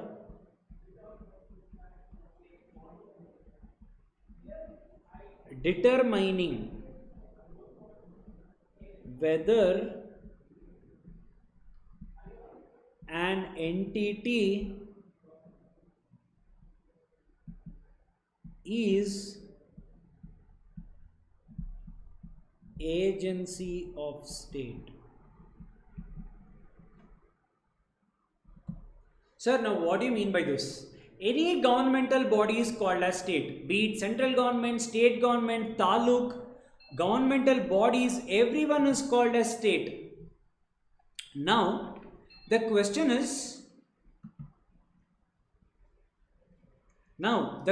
is whether any body, any entity, when I say any entity, say any corporation, any body where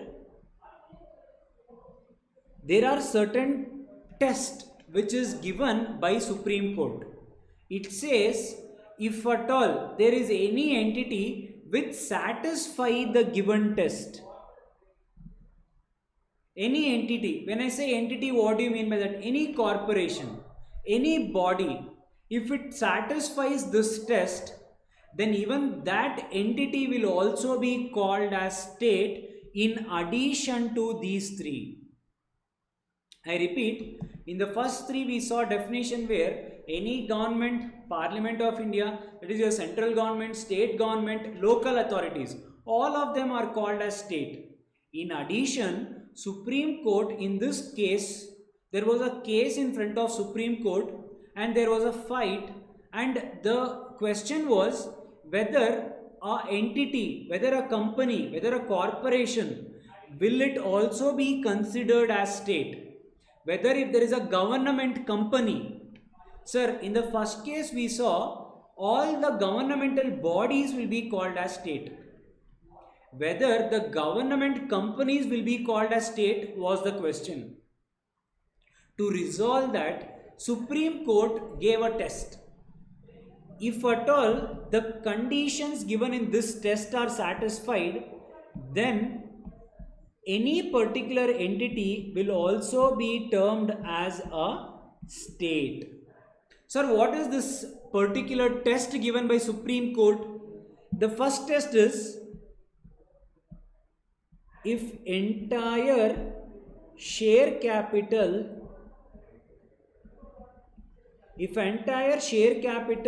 of a corporation or an entity is held by government. So the first test, sir, we have included central government, state government and local bodies. That is your municipality, electricity board and all that we have taken. Now, what about other, say for example, government companies? Are they also called as state? Are rights, will it be applicable to this company as well? The question is whether will it satisfy these conditions.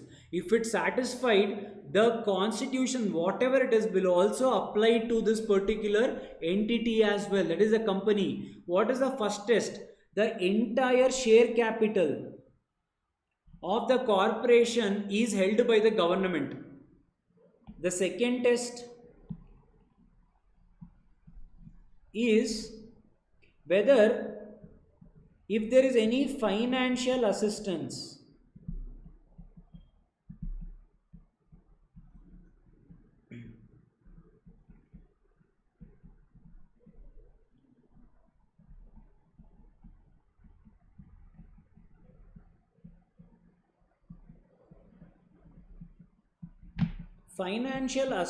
of state is required to meet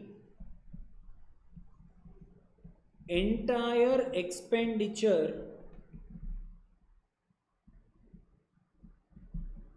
of corporation. First thing, sir, what do you mean by share capital? The equity shares. The entire shares of that particular entity, if it is held by the government, then even that particular company will also be called as state. All your rights will extend to that company as well. The second test, whether that particular company is taking money from the government to meet its expenditure. For example, to pay the salary of the employees, to pay it the rent of the building, whether all the expenditure, the money it is taking from the government to pay these expenses. If the answer is yes, then it will be called as state only. Third one, whether the corporation enjoys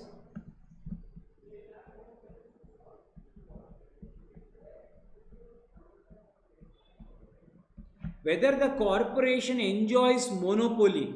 Sir, what is monopoly? Dominant position in the market. Only or the major stake in the market is enjoyed by the government. Example, railways. Only government does that. So, even the railway, IRCTC, the company will also be called as state. Why? It is held by the government.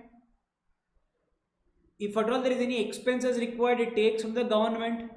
It enjoys monopoly. No one else in India can run railways. There is a monopoly. So now IRCTC will also be called as state.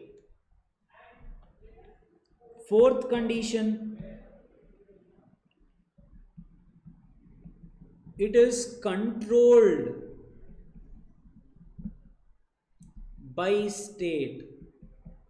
The decision taking authority is state. Whatever is to be implemented in this particular entity, who is taking the decision? If at all the government is taking the decision, then that is also an inclusive thing to decide whether that particular entity is a state or not. The fifth condition, functions of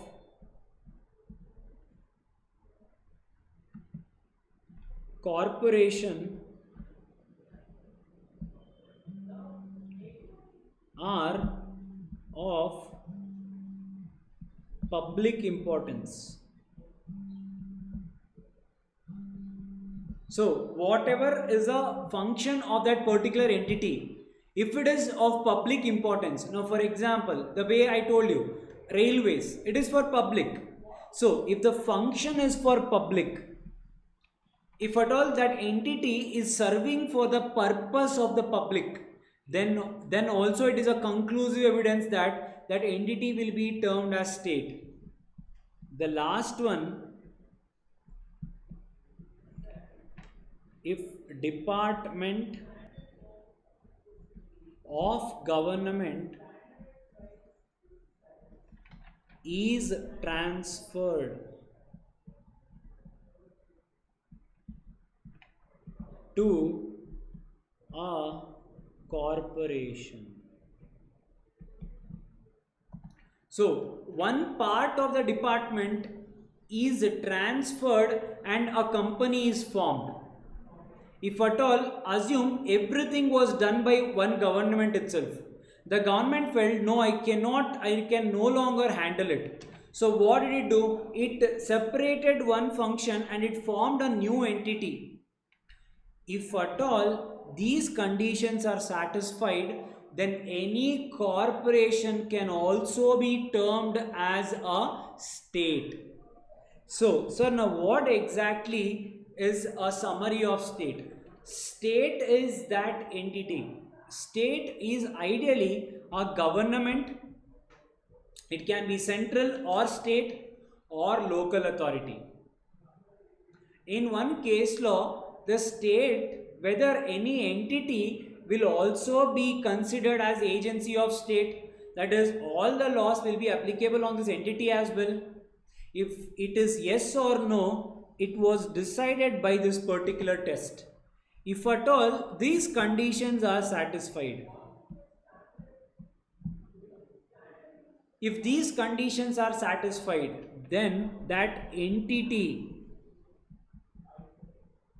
or that corporation will also be called as a state. So what is that test, sir? First thing, now where if at all this laws, that is constitution, people should, if at all is it protecting even against the company of the government. Now if at all there are employees in this particular IRCTC, railways, sir, whether they can fight for justice, because now IRCTC is railways, whether is it applicable on them? Now the question is, will it satisfy these conditions? First one, who holds the share capital of that particular company? If it's government, if the answer is yes, then yes, it will be called as state, agency of state. Financial assistance, is it relying on the government to deal with its expenses? Whatever money it has to pay, is it relying on that particular government? If the answer is yes, it is called as state. If it enjoys monopoly, what is monopoly? There is no competition for you. Railways, only railways, IRCTC, government is allowed to deal in railways. There is no competition. So corporation enjoys a monopoly. Yes, it is a state. It is controlled by state. The decisions are taken by state. If something, even a small thing should be changed, the state will take the decision. Next one, the functions will be of public importance. Is it serving public? If the answer is yes, it is called as state. Or if any department is only transferred and a new entity is formed, that will be called as state. So all of this put together is called as state. Okay. How many of you know a company called as ONGC? How many of you have heard of this company?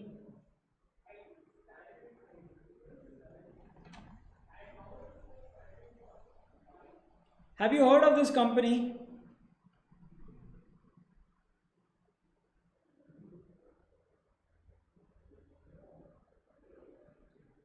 Yes, guys, you know ONGC?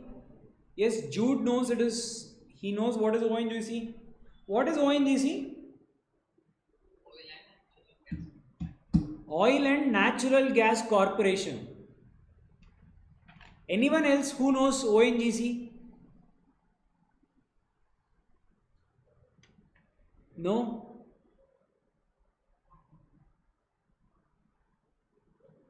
Okay. Guys, today's assignment, whether BESCOM is state or not. How many of you know what is BESCOM?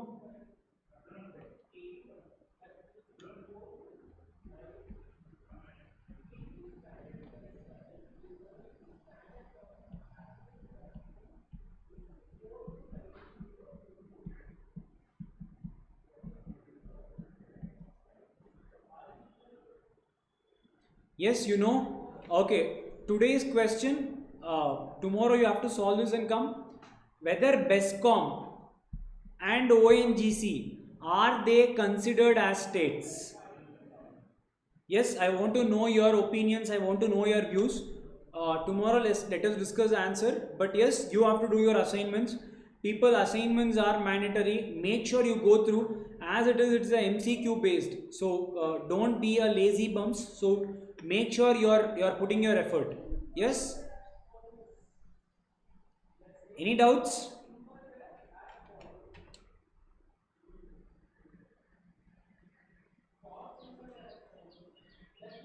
What about State Road Transport Corporation? So first thing, if at all, is it a local authority? That is, when you have to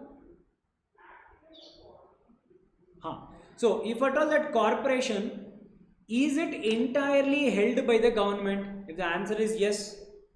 Second thing, obviously it enjoys a certain monopoly. Third thing, whether the share capital and the financial assistance, is it dependent on the state? If all these are checked, then yes, it will also be considered as state. So I want your interpretation. I'll answer it tomorrow. The reason is I want your interpretation on this. If this is known, that will also be known. Yeah? So solve this in tomorrow's class. We'll see what is your interpretation to this. Yes? So I hope you know what is state now. State is basically a government, all the authorities in the government, as well as any entity or corporation dependent on government. How is it dependent? We saw financial assistance, share capital, control, monopoly, and a particular wing is transferred from the government itself. So all these things together will be called as a state. Okay, sir. Any doubt in this? Sir, all these states should be fulfilled or any one of them?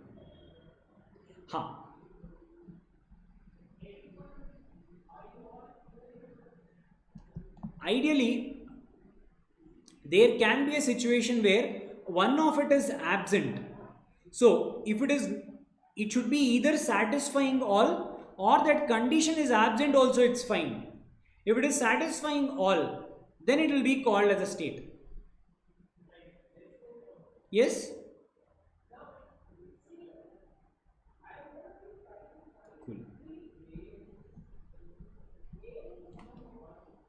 I hope it's clear, everyone.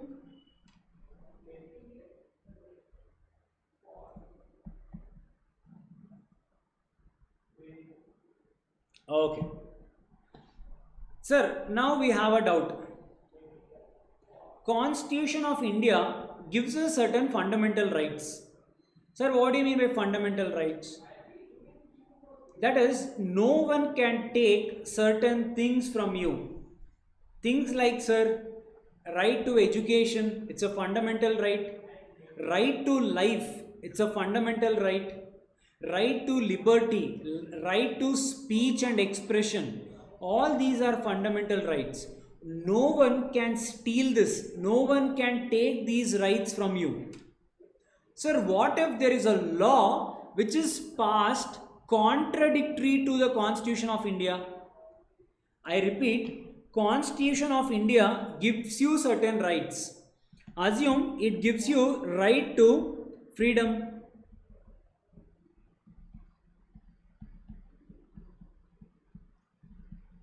of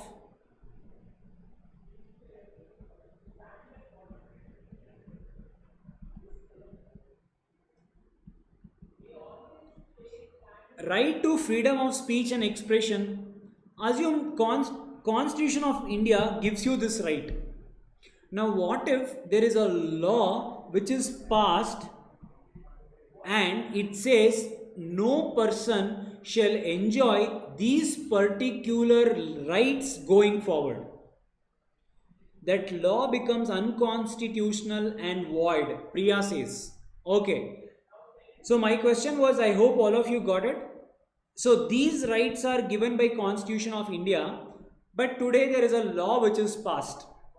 The law says, going forward, no one will enjoy this particular right, and assume Karnataka government has passed it, for an assumption. Now, what happens at this point of time? So Priya says it is unconstitutional and void. What do you exactly mean by that? That law is not enforceable. That law is not enforceable. Okay. Okay, Priya, I have a doubt now. Sir, Constitution was enforced in 1950. In 2020, there is a law which is passed, which is taking off my fundamental right. So, this you will call it as unconstitutional. That is what Priya says. Right, Priya? That is what you say? Yes, sir. Okay. Now, assume there were laws even before 1950. Was there any laws? Yes. Any example? Law which was there before independence? Any examples?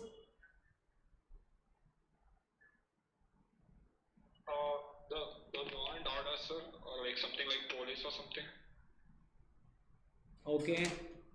Any other like your examples which you have seen? Okay, heard of something called as Indian Contract Act? Heard of Indian Contract Act? Sir, even criminal procedure code. Criminal Procedure Code, your IPC. Heard of IPC?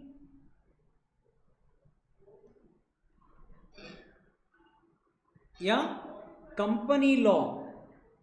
Yes, company law in a way, yes, it was passed before your independence itself. Yes, correct. The famous one, heard of Indian Partnership Act? I hope all of you know Indian Partnership. In your PU, you would have written at accounts. Yes, sir. Sir, that was passed in 1932. Indian Partnership Act 1932. Indian Contract Act 1872. Sir, all these were in place even before independence, even before constitution was formed. Now here is the question. Priya says, sir, any law which comes after constitution is formed and which tells that if at all it is taking off your fundamental right from you, now that will be held as unconstitutional, meaning that shall not be enforced. Now, I have a question. What happens to the law which was in existence even before constitution had come into picture, and such law has a section which is against the fundamental right? I repeat, law which was in existence before the Indian Constitution was passed, that is, before the fundamental rights were passed, it was in existence in India. And that section, there is a section which says, which is taking off your fundamental right from you. Now tell me what will happen to that particular case.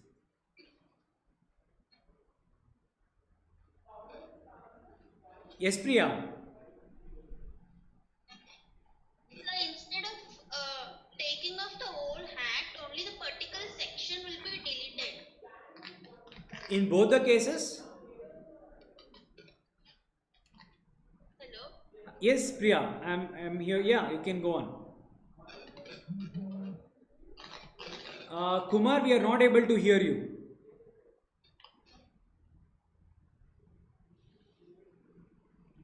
Yes, Priya. All of you got the doubt? All of you got the question?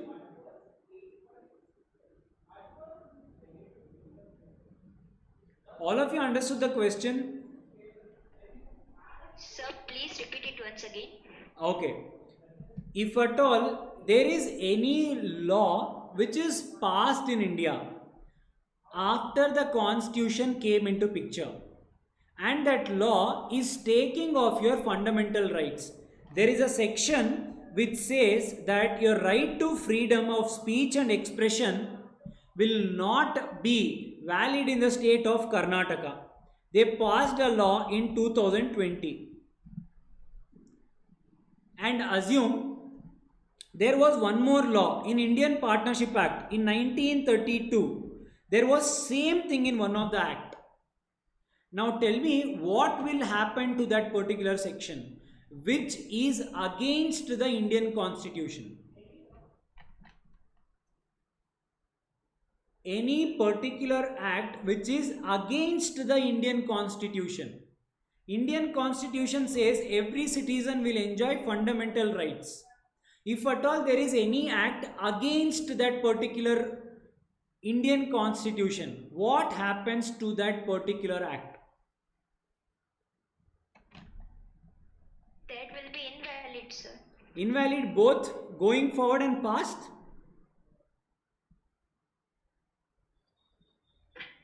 So before we enforce a law, the law has to go through Rajya Sabha and Lok Sabha, right? Correct, yes. I believe it would be held void over there. I mean, they would say it wouldn't be right. Okay, what if they didn't know, they passed it off? I don't know, sir. What I was taught that it would pass through Rajya Sabha and Lok Sabha. Got it. So your point of view was that, sir, the politicians will be very well aware and they will stop it from being enacted itself, correct? Yes, sir. Okay. What if it is passed? Okay. There is something called as severed. Sir, what do you mean by that? Whenever, if it is a question of justifiability of fundamental rights,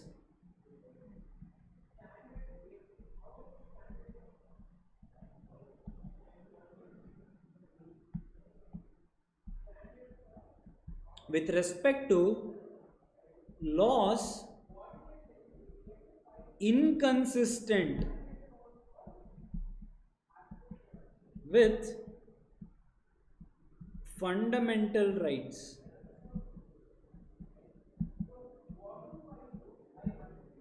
Sir, whenever there is a fundamental right which is given in Constitution of India and there is a law which is inconsistent, what do you mean by inconsistent?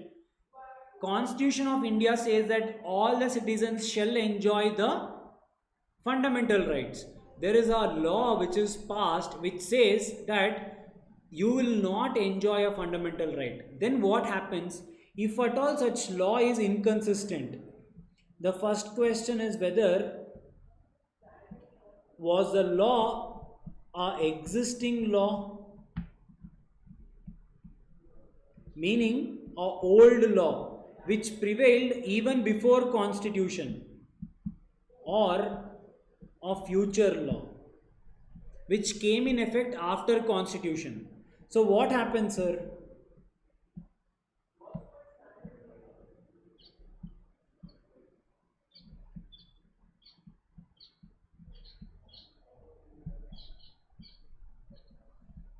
Laws before commencement of Constitution. So what Priya said was correct, but when it comes to the conceptual, they put it in this way itself. So they will ask you what happens to the existing as well as future laws. What you said was right, but the answer is same for both. It's for future as well as existing laws. What is the answer, sir? Huh? Should we write it according to section Article 13 of the Constitution regarding this? Regarding Given in Article 13. Huh? So you can write it.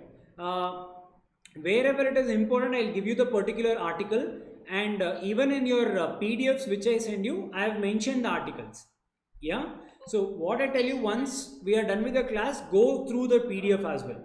So make sure you have a bridge. Yes? Yes, sir. Okay. Now, they shall be void to extent of inconsistency. Sir, what do you mean by void?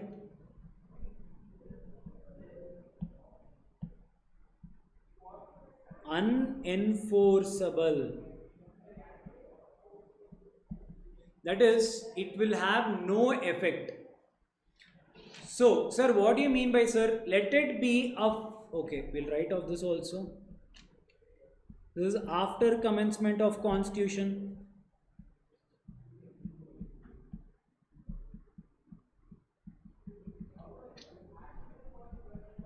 So the first thing what the law says, state shall not make such laws.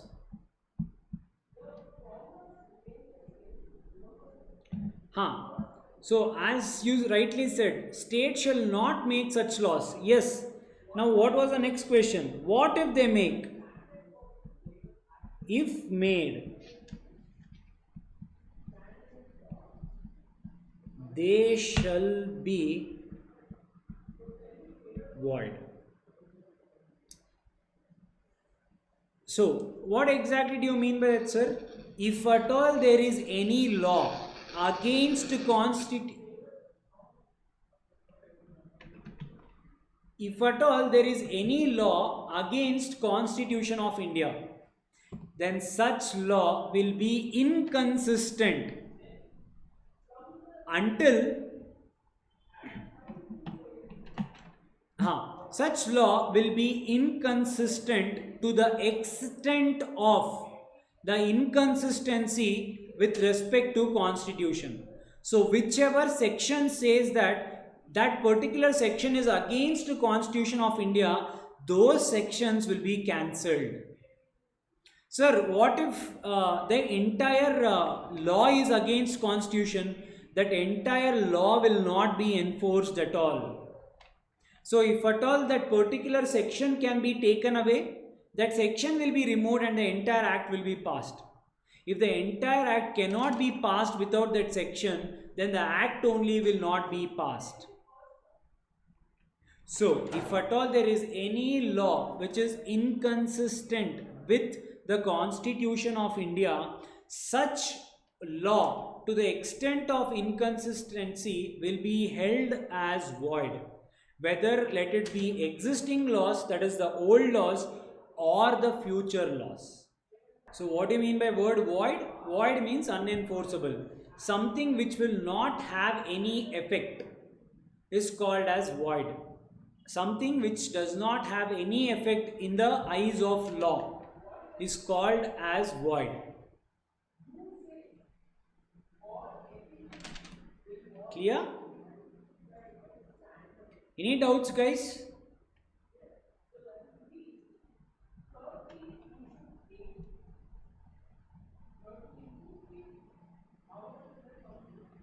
No? Understood everyone? Clear? I hope it's simple.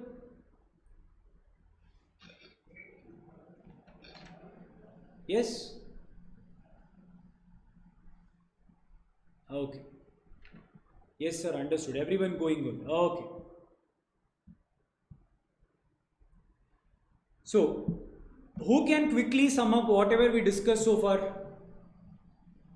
Starting from what we saw, everything. Who can sum up one by one?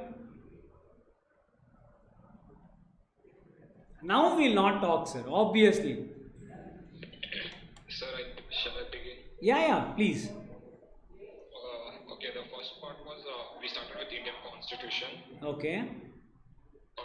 In 26 November 1949, it was adopted, the Constitution. Correct. At Constitution Assembly. Yeah. In 26 Jan 1950, it was enforced. Correct. Awesome. Then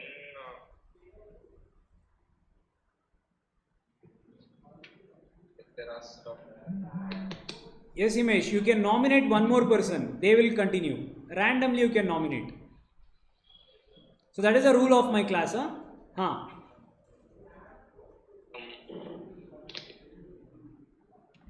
Random, come on. Please forgive me. Thomas, bro. You can continue. Who? Thomas. Okay, Thomas, come on. Continue from there. I'm really sorry. That's okay. Come on. Yes, Thomas, continue. Okay, preamble. It's just a summary of the Constitution. It's a summary of the Constitution. Can you pull your mic closer? That is a summary of the Constitution. Yes.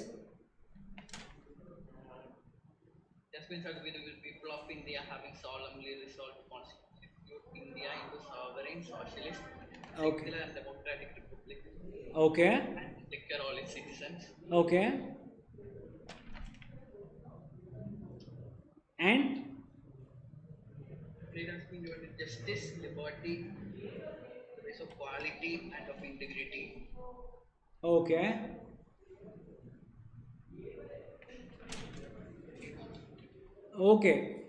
Okay, fair enough. Who next? Nominate one more. Varun. Varun. Okay, Varun. Yes, Varun. Continue from there. What else did we see? Hello, sir. Yes, continue. Is anybody explain? Yeah. Yes, go on.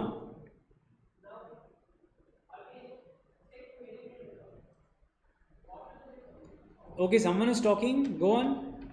Yeah, sir, can I? Yeah, go on. Yeah, then you told about constitution should be federal or unitary in nature. Okay. Yeah, then federal means power will be divided between central and state government. Yeah. And that is present in India, US. Okay. Then about unitary, it is a power with the central government. And state government can also exist. If state government want to exist, then they derive power from central government. Okay. And for example, China is having a unitary government. Okay. And our constitution of India is a federal with the unitary features. Okay. And features of federal system are dual government, distribution of power, independent judiciary, supremacy of constitution, written constitution, rigid procedure for amendment of constitution. Okay.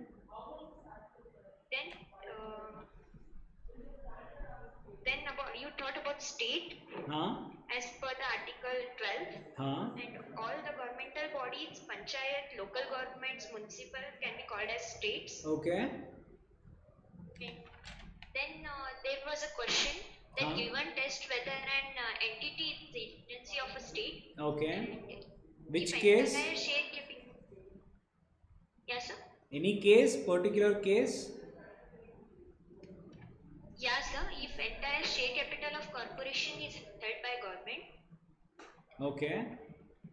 Financial assistance of state is required to meet entire expenditure of corporation. Okay. It is controlled by state. Okay. Corporation enjoys a monopoly. Okay. Functions of corporation are of public importance. Okay. If department of government is transferred to the corporation. Okay. Good enough. Are you reading through or did you recollect? Some recollected and some saw and told. Okay. Why I do that? You have to, guys, go whenever, once we are done with the class, whatever we have seen. Now I'll also send you the PDF. You will have a bridge. You will be able to connect. So whenever I ask you, try to close your books and try to answer. If you are here, I can tell you, close your book and then answer. If I tell it here, it doesn't make any sense. Yeah, if at all you would have taken it, you would have done it by yourself. So going forward, try to revise and tell, recollect and tell whatever you remember. Yeah. Okay. Yes. Good enough. So whatever part you were able to recollect and tell it by your own, good enough. Fair enough. So so said that this was an introduction part. Sir, whenever our Indian Constitution, we saw that it has been given us so many things. In that we also saw that it gives us certain fundamental rights, a very important concept in our constitution, that is fundamental rights. Sir, what do you mean by fundamental right? Sir, why was a need for fundamental right? Long ago, so long ago, there were inequalities between people. Meaning, Britishers were allowed in few places, Indians were not allowed in few places. If at all there was an opportunity of employment, Britishers were given and we were not given this particular right. We were not allowed to speak also because they were afraid that we will spread the freedom movement in India. We were not even allowed to have a freedom of speech. We were not having the right to practice our religion also. There were too many restrictions on that. To even follow our own beliefs. We were always condemned. We were hit. We were killed. All these used to happen back then. That is the major reason when our constitution was drafted, care was given, all these rights are included in the constitution. Going forward, no one will take these rights again from Indians. Why again, sir? Once it was already taken.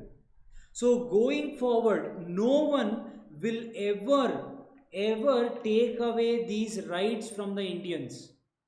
And that is why they inculcated all this. They put everything in that document, and that document became the supreme power. And that document itself is Constitution of India. From Article 12 to 32 will always talk about your fundamental right. 12 and 13 is indirectly talking, that is, it talks about this, the word state, as well as the justifiability of the rights, which we saw. From 14 to 32, it is all the rights which we talk about. If you see, the first one is right to equality. Second one is right to freedom. Right against exploitation. Right to freedom of religion. Cultural and educational rights. Right to constitutional remedies. Sir, what exactly is this?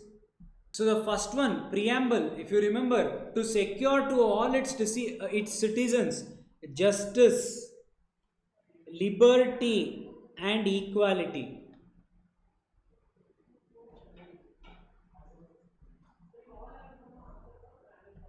So, as I told you, preamble is just a summary. Yes. Shakila says right to property was deleted. Yes. We'll come to that. That's again an important question from your exam point of view. Can you see this? We have it in the next slide itself. So, right to equality, the first part of your preamble. Right to freedom, until here is your liberty. Everything is freedom only. Freedom of speech, freedom against exploitation, freedom of religion, freedom to education, and the last one is justice. Something to do with law. So as I told you, all this is given in preamble itself. Sir, what are these rights?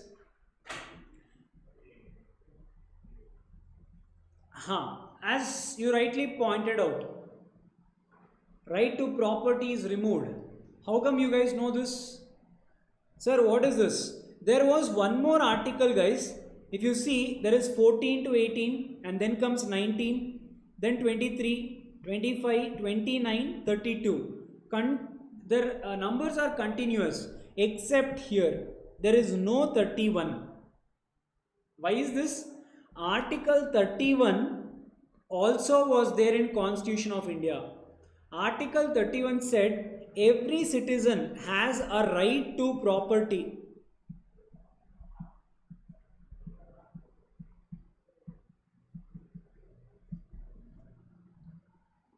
That means every citizen should own a property. Imagine if that law was there today. All of you would have a property. Everyone would have one property at least. So they felt this is not a fundamental right. A person does not require a property to live. It is not a fundamental right. And this right to property was removed in the constitutional amendment. Clear? Yeah? So this is again an important question from your MCQ perspective. Is right to property a fundamental right, or article? They can ask you anything. Article 31, it was removed in a constitutional amendment. Yes? Any other doubts? Okay, there is a doubt. Sir, when? Sir, is right to property is article. Okay. I didn't get the doubt. Okay. Sir, when was it removed? It was removed in the 44th Constitutional Amendment in 1978. So, which article? Article 31. in the 44th amendment of Constitution, the right to property was removed. Yes? So now right to property is not a fundamental right, it is only a legal right. So if you don't have a property, you cannot file a case. It is no longer a fundamental right. Yes? Okay.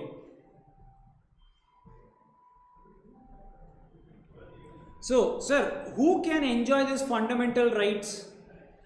Fundamental rights, there are certain categories. Few rights can be enjoyed by only Indian citizens. I repeat, few fundamental rights can be enjoyed only by Indian citizens. Which right, sir? I have put it here for your reference. And the ones mentioned in B, it can be enjoyed by Indian citizens as well as foreigners. Meaning if they come here and if they are staying here, even they can enjoy these rights. So, A is applicable only to Indian citizens. B is applicable to Indian citizens as well as foreigners. People coming from abroad and staying in India. Yes? Okay. So, the first one, right to equality, we will see one article and we will wind up for the day. Sir, what is right to equality? The first one, equality before the law and equal protection of the law. Sir, what do you mean by this? Everyone is same in front of the law. There is no rich, there is no poor. There is no man, there is no woman. There is no celebrity, there is no ordinary person. Everyone is the same before the law. So there shall be an equal protection. Who says so? Article 14 says. And Article 14 is applicable to all the persons, meaning to Indians and foreigners. Yeah, as seen here. So, very simple, equality before law. The court shall not have any favoritism or discrimination. There shall be no special privilege. Meaning, if at all there is a case or if at all there is something, or say for example, the government needs to decide between two people, there shall not be favoritism. Meaning, one person might be a celebrity, one person might be an ordinary person. There shall not be any difference between these two people. You have to treat them on the same ground. That is Article 14, a simple one. We'll just finish off this article and we'll wind up for the day. Next one, Article 15. What is Article 15? Prohibition of discrimination on grounds of religion. Sir, meaning, sir, you shall not prohibit anyone on the grounds of religion, race, caste, sex, place of birth, any of them. You shall not discriminate between people. Sir, what do you mean by discriminate? Partiality.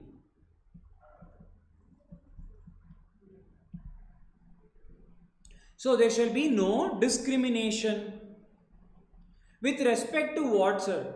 Back then, there were certain restrictions saying, say for example, few community of the people were not allowed to touch water in the river. Few community of the people were not allowed to drink water. They were not allowed into certain public places at all. So, I am telling you about those days. So, there was a need which was felt that everyone should be treated equally. There shall not be any differences between people. Everyone is same in the eyes of law. Says the Constitution. You shall not discriminate between men and women. You shall not discriminate between religion. You shall not discriminate between caste. But there can be a special provision made with respect to women and children. Sir, like what? Now, for example, there are certain laws which says women shall not work in the night with respect to factories are concerned. I am not talking about MNCs. In factories, women shall not work in the night. Guys, someone is having a lot of disturbance. So, law can make special provision with respect to 4 people. The first one, women and children. That is, women will not be employed in factories at the night times because it is with respect to their safety. And with respect to scheduled caste and scheduled tribes, we know that there are certain provisions made. Why? Because minorities were always underseen in those days. That is, they were always ill-treated. So, the law had made a special provision for scheduled caste and scheduled tribes. What is that? The primary rule is that you shall not make any discrimination. The secondary rule is that there is a provision. That is, if at all the government wants, it can make certain special privileges with respect to women and children, SC and ST, and economically weaker sections. Meaning, sir, people who do not have money, assume they can belong to any community, but they do not have money, they do not have financial stability. So, law can make the discrimination with respect to these 5 people. 1, women, children, and scheduled caste and scheduled tribe, and socially and educationally backward classes, and the economically weaker sections, economically monetary. So, sir, where is this provisions made? If you remember, whenever you want to join to your college and all, for everyone there will be one fees. For these people there will be one more set of fees.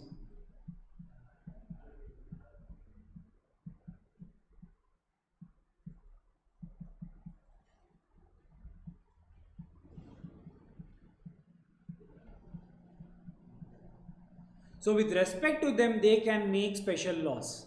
Even with respect to your CSEET and entrance fees, there is a special fees for these people. Why? The government itself reserves a right for that. So basically there shall be no discrimination, but a law can discriminate, that is, it can make a special provision with respect to minorities and women and children. Sir, who are minorities? SC and ST, economically backward classes, and socially and economically, that is educationally also backward classes. So that is with respect to your article 14 and 15, right to equality, prohibition of discrimination. Any doubts?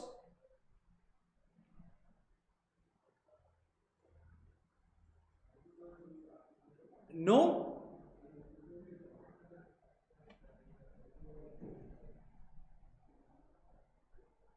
Okay, it's a basic thing which you have been seeing from your childhood.